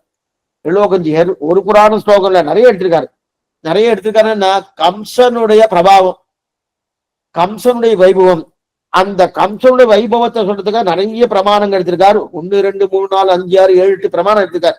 மேற்கொண்டு பார்ப்போம். இப்ப அந்த பிரமாணத்துக்கு உண்டான அர்த்தத்தை மட்டும் சொல்லிடுறேன். நிறைய எடுத்திருக்காரு. இந்த இடத்துல என்ன தெரிவிக்கிற விஷயம், இது எத்தனையும் கம்சனை கொல்லணுன்ற ஸ்லோகம். எல்லா அசுரரும் கோபத்தோடு கூப்பிட்டார், எல்லாரும் கூப்பிடுறான். கம்சன் கண்ணனை கொல்றதுக்காக இத்தனை ஸ்லோகங்கள் எடுத்திருக்கான். எல்லாரும் கூப்பிடுறாங்க. பிரலம்ப கேசி பிரமுகான் ஆகூய என்கிற எல்லாரும் கூப்பிடுறான். அதேனுகாசுரன் யாரார் இருக்காளோ 10 பேர். இது ஒரு சகஸ்ராமம், இது ஒரு சகஸ்ராமம் சொல்லிக்கலாம். இதுக்கு சொல்ல வந்தேன்னா அந்த மாதிரி எடுத்து, ஏ தேனுகாசுரனே, ஏ பூதனே, ஏ பிரலம்பனே, ஏ மகாபாபே, எல்லாம் கிட்டக்க வாங்கோ. அரிஷ்டாசுரன் முதலான மற்ற பேர்லாம் எல்லாம் கிட்டக்க வாங்கோ. நான் சொல்றதை கேளுங்கோ. கம்சன் சொல்றான், நான் சொன்னதை கேளுங்கோ. என்னை கொல்றதுக்காக தேவர்கள் நிறைய பிரயத்தனம் பண்றான். என்ன கம்சன் சொல்றான் இந்த வார்த்தையை, என்னை கொல்வதற்காக தேவர்கள் நிறைய பிரயத்தனம் பண்றா. அந்த துராத்மாக்கள், அந்த தேவர்களா துராத்மாக்கள், என்ன கட்ட சகவாசம் படித்தவர்கள். இது யாருக்கு? கம்சனுக்கு. தேவர்கள்லாம் கட்ட சகவாசம் கிடையாது. ஆனா சொல்றது என்னன்னா, கம்சன் சொல்றான் தேவர்கள்லாம் கட்ட சகவாசம் படித்தவர்கள், அவர்களோடு இந்த கண்ணன் சேர்ந்துட்டான் பாருங்க. அவர்களோடு இந்த கண்ணன் சேர்ந்து கொண்டிருக்கான் இல்லையா. அப்ப அவர்கள் என்னை கொல்வதற்காக பிரயத்தனப்பட்டு இருக்கா. என்ன கொல்லணும் பிரயத்தனம் பண்றத. அப்ப வீரியம் படைத்து இந்திரியினாலே, ஏன் ஹரணான அந்த சிவனால் மட்டும் என்ன சொல்ல முடியும்? எக்ஸலண்டா எடுத்திருக்க. சிவபெருமான் வந்தா கூட என்ன ஒண்ணும் பண்ண முடியாது. சொல்றது யாரு? கம்சன். சொல்றது கம்சனு. சிவபெருமான் வந்தாலும் என்ன ஒண்ணும் பண்ண முடியாது. எங்கெங்கே சுற்றி திரிந்திருக்கக்கூடிய சிவனாலேயே என்னை ஒண்ணும் பண்ண முடியாது. ஆங்காங்கே ஓடித்திருந்த இந்த அசுரர்கள், அவர்கள் எல்லாம் அடித்தது போல தேவர்கள் அவனை சேர்ந்து வைத்துக் கொண்டு ஹரிபாலகன் தான் சிவன் நாராயணன், அந்த ஹரி பகவானாலும் என்னை ஒண்ணும் பண்ண முடியாது. ஹரியாலையும் என்ன ஒண்ணும் பண்ண முடியாது. ஹரியன்னா 6ஆம் பாட்டுல வருதுன்னு திருப்பாவையில எங்க சொல்ல, புல்லும் சிலம்பரங்க பாத்திரத்துல மெல்ல எழுந்து அரி என்ற பேரரவம் வந்துடணும், இதை தெரிவிக்கிறார். அப்ப அரியாலையும் என்னால, ஹரி பகவான் என்னால் ஒண்ணும் பண்ண முடியாது. ஒண்ணு சிவபெருமான ஒண்ணும் முடியாது. இது ஸ்லோகம், இது ஒரு ஸ்லோகம். 7 8 ஸ்லோகங்கள் எடுத்திருக்காரு. இது ஒரு ஸ்லோகம். அடுத்த ஸ்லோகம் என்னன்னா, தேவர்களை பார்த்தா எனக்கு வேடிக்கையா இருக்குன்றார். கம்சன் சொல்லக்கூடிய எல்லாமே கம்சனுடைய வார்த்தையா எடுத்திருக்காரு. கம்ச பிரபாவத்தை தானே சொல்லிக்கிறார், தன் பிரபாவத்தை தானே சொல்லிக்கிறார். தேவர்களை பார்த்தா எனக்கு வேடிக்கையா இருக்கு, மனசுல சிரிப்பு தான் வந்துட்டு இருக்கு. எதற்காக திரும்ப திரும்ப வந்து இந்த மலையிட்ட வந்து மோதிட்டு இருக்கா? இவன் மலையான், இந்த கம்சன் மலையான், இந்த மலையிட்ட வந்து மோதிட்டு இருக்காரு. எதுக்காக திரும்ப திரும்ப வந்து மோதிட்டு இருக்கா? மோத வேண்டிய அவசியமே கிடையாது. ஏன் மோதினா தெரியலையே. இவர் பண்றதெல்லாம் பார்த்தா வேடிக்கையா இருந்தாலும் திரும்ப திரும்ப இவளை உதைக்கணும்னு தோணுது. இந்த வார்த்தை சொல்றது யாரு? கம்சன். திரும்ப திரும்ப திரும்ப இவளை உதைக்கணும்னு தோன்றது. அப்ப ஆனா நிச்சயம் அவர்களுக்கு கருதி பண்ணியாகணும். ஏன்னா என்ன அடிக்கணும்னு அவ வந்துட்டு இருக்காளனும், அதனால திரும்ப திரும்ப மலை மேல மோதிட்டு இருக்காளனும், அதனால அவளுக்கு கெடுதல் பண்ணி ஆகணும். அப்ப கெடுதல் பண்ணி என்னன்னா, எனக்கு சிரிப்பா வருது இவளை நிற்கிறத பார்த்தா. என்ன சிரிப்புன்னா, இந்த வீரர்களை பார்த்தா என்ன கொல்றதுக்கு எத்தனை எத்தனை பண்றா, எத்தனை ஒவ்வொருத்தரும் வெட்டமா பண்ணிட்டு இருக்கா. நினைச்சாலும் சிரிப்பு வருது. என்ன ஒண்ணும் பண்ண முடியாதுன்னு தெரியலையே அவளுக்கு. சிவனாலையும் பண்ண முடியாது, ஹரி என்று சொல்லக்கூடிய பகவானாலையும் பண்ண முடியாது. அப்படிங்கிறது இவர்கள்லாம் எம்மாத்திரம். எனக்கு சிரிப்பு தான் வருது. இவள் எப்படியாவது அபகாரம் பண்ணி அழிச்சிடணும். யாரை? இந்த தேவர்களையும் யாரெல்லாம் எதிரிட்டு போரிட்டு கொண்டு வராரோ அவெல்லாம் அழிக்கணும். அபச்சாரம் பண்ணி அபகாரம் பண்ணி அழிச்சிடணும். இது என்னுடைய மனசு சொல்கிறது. ஒவ்வொரு தலைவனோடு சேர்ந்து ஒழித்து விடணும். ஒவ்வொருத்தரையும் யார் யார் வந்திருக்காளோ அவளோட சேர்ந்து ஒழிச்சிடணும். அப்படிப்பட்ட தொண்டர்கள் மட்டும் அழிஞ்சா போறாது, நல்லா பாத்துக்கோ, தலைவனையும் சேர்த்து அழிக்கணும் அப்படின்னு இது 2வது ஸ்லோகம். அடுத்து 3வது ஸ்லோகம். ஒரு பெண் குழந்தை ஆகாசத்துல பயந்து போயிடுத்து இல்லையா, மறந்து போயிடுத்து. நேரம் 8வது கர்ப்பம். 8வது கர்ப்பத்தை தான் இந்த சரித்திரம் உங்களுக்கு தெரியுமே. 8வது கர்ப்பத்தை மாத்திட்டான். 7வது கர்ப்பத்தை முதல்ல சங்கர்ஷன்ன்றது பலராமன் பிறந்திருக்கான், கொண்டு போய் அங்க இருக்கக்கூடிய இன்னொருத்தருடைய கர்ப்பிணியில வயிற்றுல வச்சாச்சு. அடுத்து 8வது கர்ப்பம் தான் யாரு? கண்ணன். கண்ணனை கொண்டு போய் அங்க சேர்த்தாச்சு. அங்க இருக்கக்கூடிய யசோதைக்கு பிறந்த குழந்தை யோகமாயான்னு பேரு. அந்த யோகமாயை தான் இங்க கொண்டு வச்சிருக்கா. அவளுக்கு தாரிகான்னு பேரு. யோகமாகாய்க்கு அவ தாரிகான்னு பேரு. அவ சொல்ல வேண்டிய வார்த்தைன்னு சொல்லிட்டு அக்கறைக்கு போயிட்டான். என்ன சொன்னான்னா, ஏ மூடனே, இங்க வந்து என்ன கொல்ல வந்திருக்கியே, உன்னை கொல்றதுக்கா அக்கறையில வாழ்ந்துட்டு இருக்கா போ அப்படின்னு சொல்லிட்டா இல்லையா. அவள் தான் கற்படைய மனக்கண்ணி. திருநடந்தாரத்தை எடுத்துக்கா. நம்ம இதே ராமானுஜம் முடிஞ்சே பார்த்திருக்கோம். ராமானுஜம் விட்டுதாலே கற்புடைய மடக்கண்ணி அப்படின்னு பார்த்திருக்கோம். மோடியும் வெப்பும் முதுகிட்டு மூ உலகம் பூத்தவனே என்று போட்டிடுவானும் கார்த்திகையானும் கரிமுகத்தானும் கனலம் முக்கன்மூர்த்தியும் மோடியும் வெப்பும் முதுகிட்டு மூ உலகம் பூத்தவனே என்ற பாத்திரத்தை எல்லாம் பார்த்திருக்கோம். இருந்தாலும் சுருக்கமா சொல்றேன். கற்புடைய மடக்கண்ணி இது திருநடந்தாரத்தில் வரக்கூடிய பாசுரம். வற்புடைய வரை நெடுந்தோல் மன்னர் மால வடிவாய வடிவேந்தி உலகமாண்டு வெற்புடைய நெடுங்கடலுள் தனிவேலுய்த்த வேல்முதனா வென்றானோர் விந்தம்மேய கற்புடைய மடக்கண்ணி காவல் பூண்ட. இன்னைக்குன்னு போய் சேவிக்கலாம். திருக்கோளூர் திருவிக்கிரம பெருமாளை சேவிக்கிறதுக்கு முன்னாடி அந்த அவ சேவிக்க பக்கத்திலேயே, அதாவது உள்ள போச்சு இடது பக்கத்திலேயே கற்புடைய மனைவி சேவை சாதிக்கிறான். அவளை சேவிக்கலாம். அது யோகமாயான்னு பேரு. அவளை நன்னா சேவிக்கலாம். கற்புடைய மடக்கண்ணின் பேர் இல்லையா, அவதான் யோகமாயா. அதனால்தான் இவள் குழந்தையா இருந்தாலும் இவளை கொல்லத்துக்கு முயற்சி பண்ணிருக்கச்சே இவாள்லாம் கொன்னுன்னும் தேனுகா அமிர்த சொல்றான். தேனுகா இவாள்லாம் தேனுகா சொன்ன பாத்துறேன். இனிமே இவாள்லாம் கொல்ல போறேன். இதனால இந்த குழந்தை கொல்லப்பட்டு ஆகணும். நீங்க என் சொல்படி கேளுங்கோ. யாருக்கு 10 பேர் அழைச்சுக்கிறார். பூதனா ஆரம்பிச்சு கேசி பரியந்தம். பூதனை தான் முதல்ல போனா கோகுலத்துக்கு. போனவா யாராவது திரும்பினா ஒருத்தரும் திரும்பல. One way traffic. நம்ம இங்க போட்டு இருக்கோமோ, போலாம் திரும்பி வரப்படாது. சில இடத்துல திரும்பி வரலாம், போகிறது போடாது அப்படின்னு போட்டா இல்லையா. போனா பிடிச்சிட்டு போயிடறானோ, இவ போறதோட சரி, திரும்பி வரதே கிடையாது. அப்படி இருக்கச்சே நீங்க எல்லாம் போயிட்டு என்ன பண்ணும், என்னுடைய சொல்படி கேளுங்கோ. நீங்க யாரும் திரும்பி வரப்படாது. அத்தனை பேரும் கொன்னுத்தான் திரும்பி வரணும்னா கொல்லவும் இல்லை, திரும்பவும் இல்லை. இவ கொல்ல மாட்டாள தவிர அவளை கொண்டாடுனா கொல்லவும் திரும்பவும் இல்லை. இதற்காக 20 ஸ்லோகங்கள் வச்சார். ஒரு ஸ்லோகம் 2 ஸ்லோகம் இல்ல, 20 ஸ்லோகங்கள் வச்சார். விஷ்ணு புராண பராசரர் வச்சார். இதெல்லாம் என்னது? கம்ச பிரபாவம். கம்சனுடைய பிரபாவம் சொல்றதுக்கு 20 ஸ்லோகம். ஆக கம்சன் இவ்வளவு தூரம் துரோகத்தை வளர்த்துண்டானோ, நெஞ்சில் கரை கொண்ட கஞ்சனை. அதைத்தான் யாரு திருவரங்கத்தவன் தெரிவிக்க, நெஞ்சில் கரை கொண்ட அவ்வளவு கருப்பு.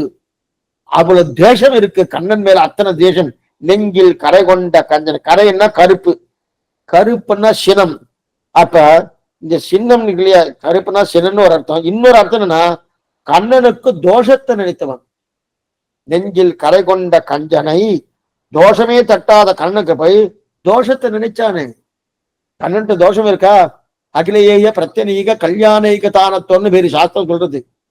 எல்லா குற்றங்களுக்கும் எதிர்த்தட்டாக இருக்கக்கூடியவன். அப்படி இருக்கச்சு அவன் தோஷத்தை நினைச்சானோ, இவன் கொன்றே தீரப்பட வேண்டியவன், கொன்றே தீரப்பையன்னா கம்சன் எப்ப கண்ணனையே தோஷம் நினைச்சானோ கொண்டுதான் ஆகணும். என்ன கம்சன் என்கிற சப்தத்துக்கு ராமகிருஷ்ணய்யங்கார் சுவாமி அமுத விருந்துன்னு சொல்லியிருந்தோம். அடிக்கடி இதை சொல்லிட்டே இருக்கேன்.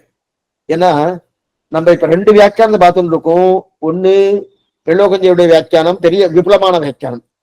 மணவாளமாவுடைய வியாக்கியானம் என்பது வியாக்கியானமா இல்ல, பதவுரை ஒரு பக்கம், இன்னொரு பக்கம் அவதாரிகை, அதை பார்த்துட்டு இருக்கோம். இதற்கு மேல அமுத விருந்துன்னு ஒரு கடந்த 100 ஆண்டுகளுக்கு முன்னாடி ராமகிருஷ்ண ஐயங்கார்னு ஆழ்வார்த்தினர் சுவாமி, அந்த சுவாமி அமுத விருந்துன்னு ஒரு புத்தகம் போட்டிருக்க. ஆச்சரியமான புத்தகம்.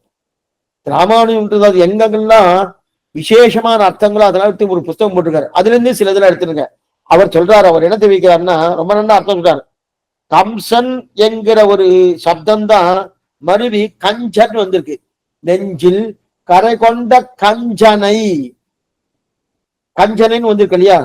கம்சன் என்றது சம்ஸ்கிருத பாஷை.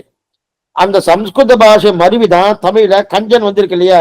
ஆனா கஞ்சன் என்கிற சப்தத்தை எடுத்துட்டு யாரு, ராமகிருஷ்ண சுவாமி, அந்த சுவாமி என்ன சொல்றேன்னா கஞ்சன் என்கிற சப்தத்தை எடுத்துட்டு அந்த கம்சன் என்கிற சப்தம் கஞ்சன் வந்ததா எடுத்துக்கல. கஞ்சன்னா உலோபி, உலோபின்னா கருமி, நம்ம சொல்றோம் கருமி, கருமி என்போம் இல்லையா சுவாமி. அவரா சுவாமி ஒன்னு மாட்டார், எச்ச கையால கூட காக்காய் ஓட்ட மாட்டார். ஏன் சுவாமின்னா அதை பருக்கு இருந்ததுன்னா அந்த பருக்கு அவன் காக்காய் போட்டு சாப்பிட்டுருமோனோ அதை கூட ஓட்ட மாட்டார். அந்த அளவுக்கு கருமி சுவாமின்றா இல்லையா. அப்ப கஞ்சன்னா கருமின்னு ஒரு அர்த்தம், உலோபின்னு ஒரு அர்த்தம். அந்த மாதிரி அர்த்தத்தை வச்சிருந்து, அதாவது பணத்தை நல்லா வச்சுருப்பா, செலவழிக்க மாட்டா. எவ்வளவு வேணா பணம் இருக்கும், செலவழிக்க மாட்டா. இவாளுக்கு என்ன பேரு, உலோபின்னு பேரு, கஞ்சன்னு பேரு. அந்த மாதிரி கஞ்சனுக்கு இருப்பது கஞ்சன் உலோபியா. இப்ப இந்த கம்சன் என்கிற சப்தத்தை கஞ்சனாக்கி கஞ்சன் என்ற சப்தத்துக்கு உலோபி என்று சொல்லக்கூடிய, அதாவது கருமி எங்க ஆக்கி அந்த கருமிக்கு உண்டான அர்த்தத்தை சொல்றார். கம்சன் கம்சன் தான், ஆனா கம்சனையே கஞ்சனாக்கி கருமையாக்கி அதுக்குள்ள அர்த்தம் சொல்றாருன்னா உலோபியா. அப்பனா அவர் கருமியான்னா ஆமான்ட்ட. என்ன சுவாமி பணம் வச்சுன்னு கொடுக்கலையான்னு. ஆமா, வசு வசு என்று என்கிற கண்ணன் என்கிற பணத்தை வச்சுட்டு அனுபவிக்கலையே சுவாமி. கண்ணன் என்கிற ரசகுலிகைன்னு பேரு கண்ணனுக்கு. அந்த ரசகுலிகை வைத்துக் கொண்டு அனுபவிச்சிருக்கலாமோ. வசு வசு என்று சொல்லக்கூடிய அந்த கண்ணனை வைத்துக் கொண்டு அனுபவிக்காம ராத்திரியோட ராத்திரியா ஊருக்கு அனுப்பிச்சிடணும். எங்க கோகுலத்துக்கு போயாச்சணும், இங்க இல்லையே, கோகுலத்துக்கு போயாச்சணும். இவனைத்தான் கஞ்சன்னு சொல்லணும். ஏன்னா நம்மகிட்ட நிறைய பணம் இருக்கு, பணம் இருந்தா அதை அனுபவிக்கணும். அனுபவிக்கணும் என்ன அனுபவிக்கிறது, தஜியாராதனை பண்ணலாம், பாகவத தஜியாராதனை பண்ணலாம், ஆச்சாரிய கைங்கரியம் பண்ணலாம், பகவத் கைங்கரியம் பண்ணலாம், என்னென்னவோ பண்ணலாம் போனோம், தர்மகாரியங்கள் நிறைய பண்ணலாம் போனோம். அதெல்லாம் விட்டுட்டு அதை அப்படியே உள்ளுக்குள்ள பூட்டி பூட்டி பூட்டி ஒரு போட்டுக்கு 4 போட்டு பூட்டு வச்சிருந்தா கஞ்சன்னு சொல்லுவா இல்லையா. அந்த மாதிரி இவன் என்ன பண்ணனா தானும் வச்சுக்கல, எங்கேயும் அடிச்சுட்டான், ஊரை விட்டு அடிச்சுட்டானோ. இத்தனை கஞ்சன் தான் இவன். ஆக பிறந்தது இவன் ஊர்ல, பணம் கிடைச்சது இவனுக்கு. இவன் மதுரை தான் பிறந்திருக்கான், பணம் கிடைச்சது இவனுக்கு தான் கிடைச்சிருக்கு. அந்த பணத்தை தன் ஊர்ல வச்சுன்னு நன்னா வாழ்ந்து இருக்கலாமோ, அதை வாழாம ராத்திரியோடு ராத்திரி அனுப்பினானோ அவன் கஞ்சனாதான் இருக்கணும். அப்பதான் கருமியாத்தான் இருக்கணும், உலோபியாத்தான் இருக்கணும், கஞ்சனாத்தான் இருக்கணும். ஏன்னா இதுக்கு ஒரு திட்டாந்தம் எடுக்கிறார். நாய்க்கு வாசல்ல போற இல்லையா, இந்த வாசல்ல போற நாய்க்கு எது பிடிக்காது தெரியுமா, நெய் பிடிக்காது. நமக்கெல்லாம் அன்ன சுத்தின்னு பேரு. எதுவா இருந்தாலும் அன்ன சுத்தி சேர்த்தா தான் மேற்கொண்டு சாதம் உள்ளுக்குள்ளேயே போக முடியும். அதுக்கு பேரு அன்ன சுத்தின்னு பேரு. ஆனா அந்த அன்ன சுத்தியை போட்ட நாய் சாப்பிட சாப்பிடாது, நாய் சாப்பிட விடுது. உயர்ந்த பதார்த்தத்தை தாழ்ந்தவத்தை கொடுக்கிறேன்னு சொன்னா அவர்களுக்கு ஏற்காது. சிலதெல்லாம் உயர்ந்த பதார்த்தம், நெய் இருக்கிறதுலே ஆஜ்யம் சொல்லுவார். அந்த ஆஜ்யம்ன்றது உயர்ந்தது. அந்த உயர்ந்த பதார்த்தத்தை தாழ்ந்தவரை கொடுத்தா ஏற்கமான ஏற்காது இல்லையா? கண்ணன் உயர்ந்த பதார்த்தம், அது தாழ்ந்தவன் யாரு? கம்சன். அந்த காணொலி கேட்கல. அப்ப என்ன பண்ணிருக்கோம்? கண்ணன் மதுரையில பிறந்தது தப்பு சுவாமி. மதுரையில பிறந்தது தப்பு. அது மதுரை பிறந்தது தப்பு மட்டும் இல்ல, பிறப்பது கோகுலத்துல போய் பிறந்திருக்கலாமடா, அங்கேயே பிறந்திருக்கலாமோ, கோகுலத்தில் பிறந்திருக்கலாமோனோ. மேலும் சொல்றார், ஒருவேளை கண்ணன் யசோதைக்கும் நந்தகோபனுக்கும் உண்மையா பிறந்திருந்தா என்ன ஆயிருக்கும்? இப்ப தேவகிக்கும் வசுதேவருக்கும் தான் பிறந்திருக்கா. ஆனா யசோதை முதல்ல என்ன நினைச்சா? என் குழந்தை எனக்கு தான் பிறந்திருக்கா. அவளுக்கு தெரியாது, பின்னாடிதான் தெரிய வந்தது தவிர முதல்ல அவளுக்கு தெரியுமா? தெரியாது. முதல் 10 வருஷத்துக்கு அவளுக்கு ஒண்ணுமே தெரியாது. அப்படி இருக்க செய்து அப்ப என் குழந்தை நினைச்சுட்டு இருக்காரோ, தத்து கொண்டார்களோ தானே பெற்றார்களோ பெரியார் தெரிவிக்கிறார். அப்படி இருக்க செய்து வசுதேவுக்கும் யசோதேவைக்கும் பிறந்ததல்லாமல் அதே யசோதைக்கு நந்தவன் பிறந்த உண்மையா பிறந்தது என்ன ஆயிருக்குன்னா ஒண்ணும் பெருசா ஆயிருக்காது. ஆனா இவாளுக்கு வசுதேவருக்கும் தேவகைக்கும் ஒரு வரத்தை கொடுத்திருக்கா. 3 தடவை உன்னுடைய வயிற்றுல பிறக்கிறேன்னு சொல்லியிருக்கா. அது போயிருக்கும். ஏன்னா ஏற்கனவே 2 தடவை பிறந்தாச்சு, இது கடைசி தடவை. திருஷ்ணி சுதபா என்கிற தம்பதியாருக்கு முதல் குழந்தை பிறந்தான் கண்ணன். கிருஷ்ணி சுதபான்னு அவளுக்கு முதல் குழந்தையா பிறந்தான் கண்ணன். அவாதான் தேவகி வசுதேவர். அவளே அதிதி காஷ்யபரா அவதாரம் பண்ணா. அவ 2 பேருக்கும் வாமன பகவானா பிறந்தார் 2வதாக. முதல்ல திருஷ்ணி சுதபாவுக்கு முதல் குழந்தையா பிறந்திருக்கார். அடுத்தது 2வது குழந்தையாக அதிதி காஷ்யபருக்கும் 2வது குழந்தையா வாமனமூர்த்தியா பிறந்தார். 3வது என்ன வசுதேவருக்கும் தேவைக்கும் பிறந்திருக்கார். இப்ப வசுதேவருக்கும் தேவைக்கும் பிறக்காம போயிருந்தா அவருடைய வார்த்தை பொய்யா இருக்கும், மெய்யா இருக்காது. என்ன பொய்யா இருக்கும்னா 3 தடவை பறக்கிறேன்னு சொன்னாரோ, 3 தடவை பறக்கல, அதனால அந்த வார்த்தை பொய்யா இருக்கும், அவ்வளவுதான் இருக்கும். ஆனா மதுரையில பிறந்தான் கண்ணன். ஒரு பிறவியிலே 2 பிறவி ஆனான். ஒரு பிறவியிலேயே 2 பிறவி ஆனான்னாரு. இது கண்ணனுக்கும் திருமிழிக்கு ஆழ்வாருக்கும் தான் இது தகும். ஒரு பிறவியிலே 2 பிறவி ஆனார்னு. பிறந்தது எங்க? பிறந்தது சத்திரிய குலம், வளர்ந்தது வைசிய குலம். பிறந்தது எது குலமாக? யாதவனாக கண்ணன் பிறந்தார். வளர்ந்ததும் இடைப்பிள்ளையாக வளர்ந்தார். இந்த மாதிரி ஒரே சேராச்சரிக்கையை காட்டணுன்றதுக்காக தான் கிருஷ்ணாவதாரம். ஆகா, அப்படிப்பட்ட கிருஷ்ணாவதாரம் அது மட்டும் இல்ல, 10 வருஷம் கிட்ட திரும்பியே வந்தான். திரும்பி வந்தது எப்பன்னா 10 வருஷம் அங்கே இருந்தான். பிருந்தாவனம் என்ன, கோகுலம் என்ன, இந்த இடத்துல இருந்துட்டு 10 வருஷம் திரும்பி வந்தாரணும். ஒருத்தி மகனாய் பிறந்து ஓரிரவில் ஒருத்தி மகனாய் ஒளித்து வளர தரிக்கிலானாகி தான் தேங்கின்ற கருத்தை பிழைப்பா ஒளித்து வளர்ந்தானது கண்ணனுக்கு ஒரு தனி ஏற்றம். அண்ணா ஒளிச்சுன்னு அது என்ன சொல்ல ஏற்றம். அது கண்ணனுக்கு உண்டான என்ன? மதுரா நகரத்துல தன் திருவடியை பதிக்கணுன்றதுக்காக தான் ஆசை. அவருக்கு ஆசையே என்ன? நேர கோகுலத்திலே பிறந்திருக்கலாம். பிறக்காத காரணம்னா மதுரா நாம நகரி புண்ணியா பாப ஹரி சுபா அப்படின்னு சொல்லுவா. மதுரான்னு சொன்னாலும் எங்க மாயனை மண்ணு மடமதுர மைந்தனை அப்படின்னு தெரிவிக்கிறா இல்லையா? அந்த மண்ணு வடமதுர மைந்தனை என்று சொல்கிறா. மதுரா நாம நகரி புண்ணிய பாப சுபா அப்படின்னு தெரிவிக்கிறா இல்லையா? மதுரா நகரம்னு சொன்னாலே பகவானுடைய சம்பந்தம் விடாத நகரம். இது பெரிய வார்த்தை தெரிவிக்கிறார். மதுரா நகரம்னு சொன்னாலே பகவானுடைய சம்பந்தம் விடாத நகரம் இதுன்னா மதுரா நகரம். ஏன் வாக்கியமே இருக்கு, ஹரியம்ச வாக்கியமே இருக்கு. ஏஷநாராயண ஸ்ரீமான் ஸ்ரீரான மணிகேதனக நாகபரியங்கமுத்ருத்த ஆகத்தோ மதுராபுரம். மதுரைக்கு இருக்கக்கூடிய ஏற்றம் என்னன்னா கண்ணன் அதை விட்டு போகிறதே கிடையாது. ஏன்னா அந்த தேசத்துல நிறைய முதல்ல வாமன பகவானுடைய சேத்திரம் அது கிருதயுகம். வாமன பகவானுடைய சேத்திரம் அது. அதுக்கப்புறம் திரேதா யுகத்துல சத்ருக்களுடைய படவீடு அது மதுரா நகர். இன்னமும் மதுரா நகரத்துல மீது கிருஷ்ண ஜென்மபூமி சொல்லிட்டு இருக்கோமோ, அதற்கு முன்னாடியே பகவத் சம்பந்தம் உண்டு. வாமன பகவான் இது யார் சொல்றான்னா விஸ்வாமித்திரர் சொல்றார். இது வாமன கஷேத்திரமா இருக்கு இந்த மதுரா நகரம் அப்படின்னு சொல்லி ராமனை சொல்லிட்டு இருக்காரு. அப்படி இருக்கச்சு அப்ப வாமன கஷேத்திரம் மதுரா நகரம். அதற்கு மேல திரேதாயுகத்துல ராமாவதார காலத்துல சத்ருக்குடைய படைவீடு, அங்க படைவீடு அமைச்சுட்டு மதுரா நகரத்துல சில காலம் அங்க இருந்ததுபடியா அங்க சரித்திரம் இருக்கு. சத்ருகன் ஆழ்வார் அங்க இருந்திருக்காருன்னு தெரிஞ்சிருக்குது. அதுக்கு மேல இப்ப என்ன ஆயிடுது? ஏஷநாராயண ஸ்ரீமான் ஸ்ரீரான் நவனிகேதனகா நாகபஞ்ச ஆகத்தோ மதுராபுரம் தெரியுது. இப்ப கண்ணனுடைய அவதாரம் இருக்கு இல்லையா, அதனால மதுரைக்கு இருக்கக்கூடிய ஏற்றம் அதை விட்டு விட்டு போகவே மாட்டேங்க. ஏன்னா அந்த தேசத்துல கண்ணனுக்கு அத்தனை பற்று உண்டு. ஆக அவன் பிறந்த பூமி, அது மட்டும் இல்ல, பிறந்த பூமி மதுரா மட்டும் இல்ல, அயோத்தி அவன் பிறந்த பூமி தானே, ராம ஜென்ம பூமின்னு சொல்றோமோ. அப்படி இருக்காச்சு அதுவே இந்த தேசத்துக்கு பெருமை. கண்ணனுக்கும் ராமனுக்கும் திருவிடி பதித்திருக்கா.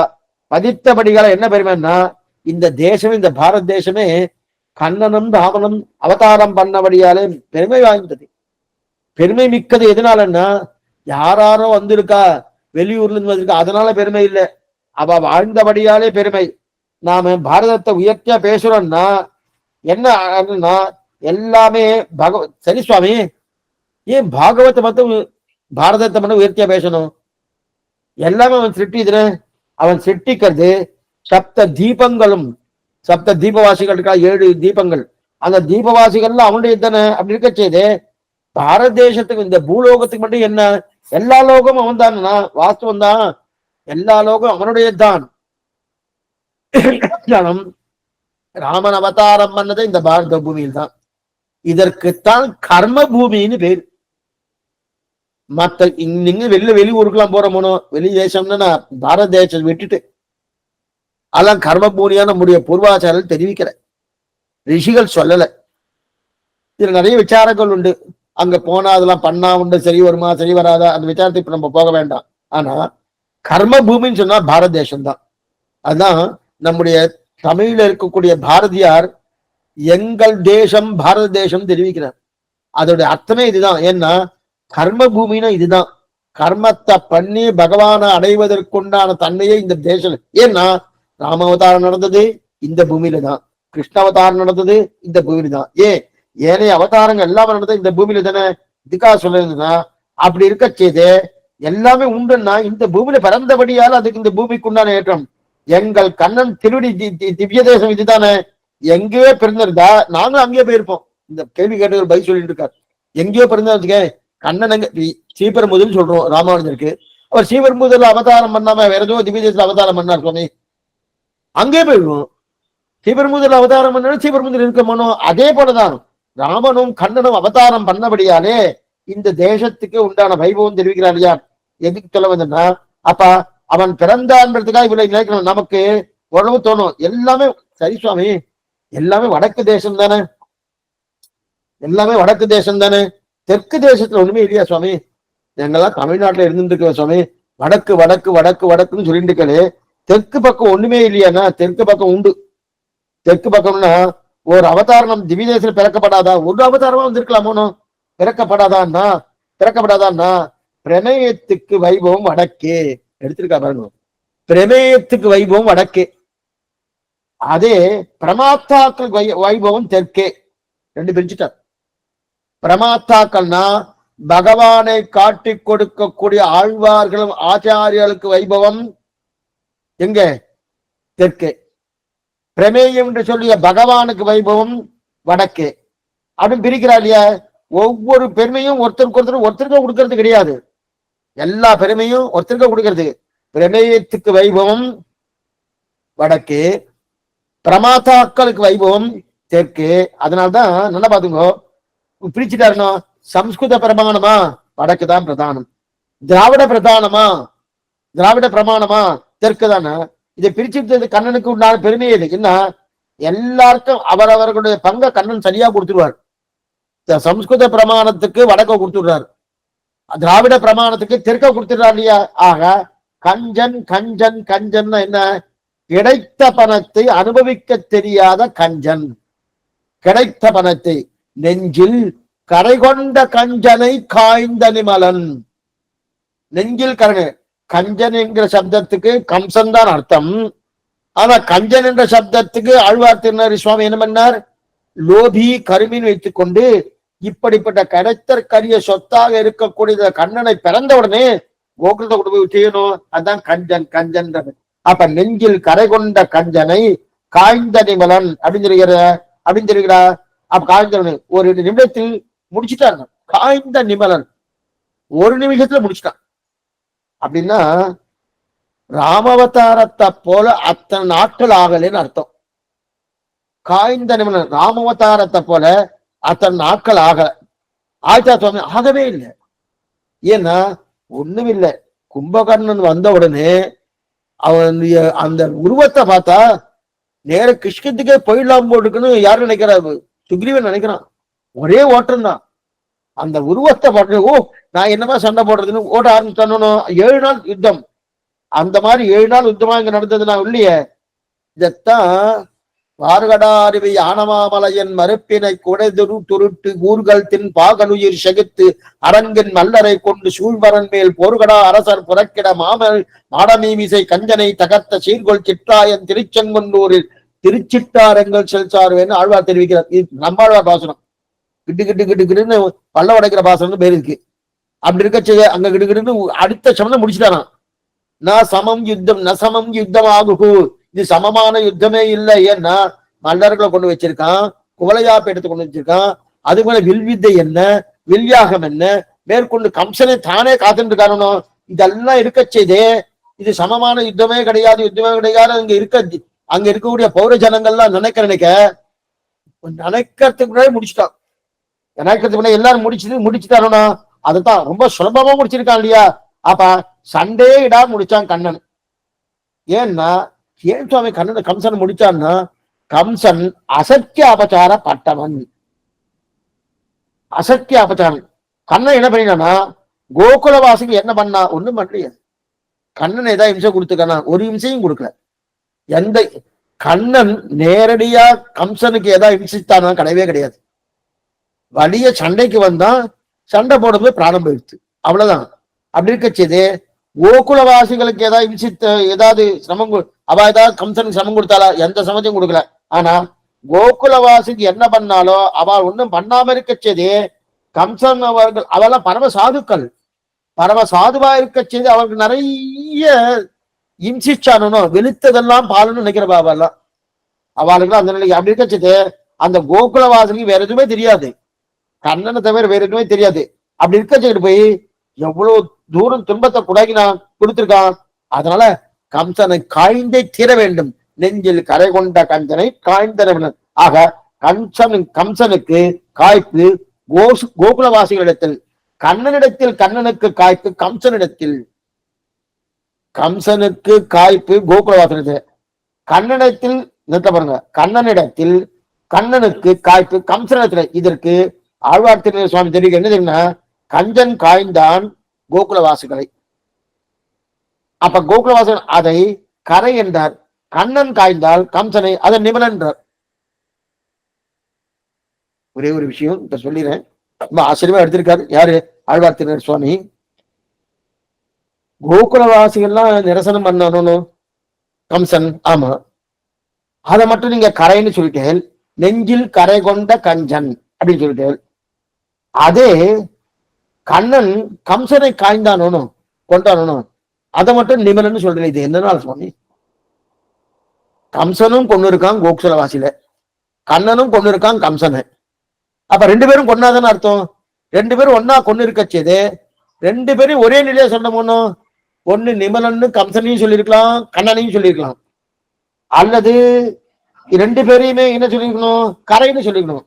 கண்ணனையும் கரையும் சொல்லியிருக்கணும், அதே போல கம்சனையும் கரையும் சொல்லிக்கணும். அந்த மாதிரி சொல்லாம இது என்ன சுவாமி, ஒரு கண்ணுல வெண்ணையை வச்சுட்டு இன்னொரு கண்ணுல சுண்ணாம்பு வச்சுட்டு இருக்க மாதிரில இருக்கு. வெண்ணெய் ஒரு கண்ணுல சுண்ணாம்பு ஒரு கண்ணுலையா? அந்த மாதிரியா? என்ன ஒருத்தனுக்கு கோபம் வந்தா அது தோஷமா, இன்னொருத்தர் கோபம் வந்தா அது குணமா? கம்சனுக்கு கோபம் வந்தா தோஷமா, கண்ணனுக்கு கோபம் வந்தா குணமானா? 2 பேருக்கும் கோபம் தானே. அப்படி இருக்கச்சே நிபலன் என்று கண்ணனையும் கரை என்று கம்சனையும் சொல்ல காரணம் என்ன? நெஞ்சில் கரை கொண்ட கஞ்சனை காய்ந்த நிமலன்.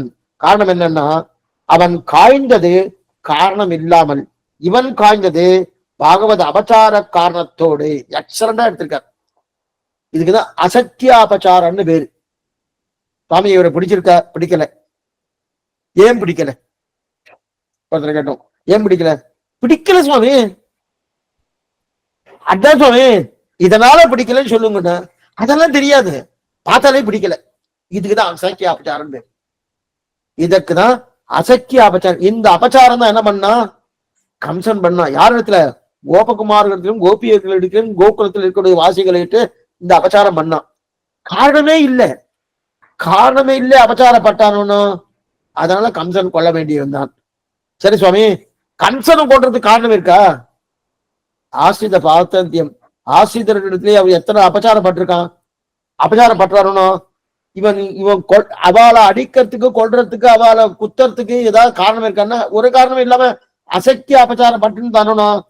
ஆனா அந்த மாதிரி அசக்கிய அபச்சாரம் பகவான் பண்ணா பண்ணலையே. அது மட்டும் இல்ல, கம்சன் இத்தனை பேரு எந்த காரணம் இல்லாம அத்தனை பேரும் நசிச்சானோ. அவெல்லாம் யாரு? கண்ணனுடைய பக்தர்கள். கண்ணன் எந்த காரணம் இல்லாம நசித்தபடியாலே இந்த பக்தர்களை நசித்தான் என்ற காரணத்தை வைத்துக் கொண்டு பகவான் கம்சனை நசித்தான். பகவான் கம்சன் நசித்ததற்கு காரணம் உண்டு, கம்சன் கோகுலவாசியை நசித்ததற்கு காரணம் இல்லை. அதுக்குதான் அசக்கிய அபச்சாரம்னு பேரு. அப்படி இருக்க செய்து இவனுக்கு காரணம் உண்டு. கோகுலவாசிகள் காரணம் இல்லாமல் கோபித்துக் கொண்டார்கள் கம்சன். இதுதான் அசக்கிய அபச்சாரம். கம்சன் மேல உட்கார்ந்துட்டு இருக்கான். எத்தனை மேல தெரியுமா? 18 படிக்கட்டுக்கு மேல உட்கார்ந்து சிம்மாசனம் போட்டுக்கிட்டு இருக்கான். முதல்ல குவலையாப்பேட்டத்தை முடிச்சான். குவலையாப்பேட்டனா யானை. அந்த முடிச்சான். முடிச்சதுக்கு அப்புறம் முஷ்டிக சானூரர்கள், மல்யுத்த வீரர்கள், அவர்களை முடித்தான். அதற்கு மேற்கொண்டு வில்யாகத்துக்காக வெச்ச இடம் அந்த இடத்துக்கு போனான். அதற்கு மேற்கொண்டு மேல கம்சன் உட்கார்ந்துட்டு இருக்கானோ. கம்சன் யாரு? உக்ரசேனனுடைய பிள்ளைதான் கம்சன். உக்ரசேனனுடைய பிள்ளைதான் கம்சன். அந்த கண்ணாலே மேலிருந்து கீழே இழுக்கப்பட்டான். நன்ன கண்ணாலே பார்த்துட்டு இருக்கான். கீழே இழுக்கப்பட்டு உடனே ஜப்சம் பண்ணான். அடுத்த க்ஷணமே விற்பெரு விழவும் கஞ்சனம் மல்லும் வேடவும் பாகனம் வீட சட்டவந்தன்னை புறவெறி செய்த சிவனொரு துயர்களை தேவை பட்டளவிய கோள்கையில் கொண்டு பார்த்தந்தன் தேர்மென்கின்றான் தெரிவிக்கிறார் இல்லையா திருவெங்கியாழ்வார் திருவெள்ளிக்கிழமை. அந்த மாதிரி கிட்டு கிட்டு கிட்டுன்னு ஜப்சம் விட்டான்னா, சம்காரம் பண்ணா. ஏன்னா நரசிம்மன் இரண்ய முடிச்சதுல இந்த இடத்துல வியாக்கியானத்தை எடுக்கிறார். நரசிம்மன் இரண்யகசம் முடிச்சானோ எந்த விதமான ஆயுதம் இல்லாம முடிச்சான். அதே போல எந்த விதமான ஆயுதம் இல்லாம கண்ணன் கம்சனை முடிச்சிருக்கான். முடிச்சிட்டான். அதான் என்னது முடிச்சபடியால் என்னாச்சுன்னா, நிமலன் நெஞ்சில் கரை கொண்ட கஞ்சனை காய்ந்த நிபரன். முடிச்ச கொன்னபடியால குற்றம் இல்லாதவன். கொன்னபடியால குற்றம் இல்லாதவன் கொன்றதுக்கு முன்னாடி குற்றம் இருக்குன்னு அர்த்தம் இல்லை. என்ன புரிஞ்சுக்கோ? எப்பவுமே குற்றம் இல்லாதவன். கொன்னபடியால் குற்றம் உருமானா கிடையாது, குற்றம் இல்லாதவன் தெரிவித்தார். மேற்கொண்டு நிறைய அர்த்தங்கள் இருக்கு. என்னன்னு அடுத்த வாரம் பார்ப்போம். ஆழ்வார் எம்பெருமானாத்திய திருவிலேசனம் ஆச்சாரியன் திருவிலேசனம் பாகவதாகு திருவடிகளே சரணம். சந்தேகங்களா இருந்தா அவசியம் கேட்கும்படி பிரார்த்திக்கிறேன். சாயங்காலம் திருப்பல்லாண்டு உண்டு. ஆச்சரியமான விஷயம், கைவல்யார்த்தி விஷயம், நிறைய விஷயங்கள் வரப்போறது.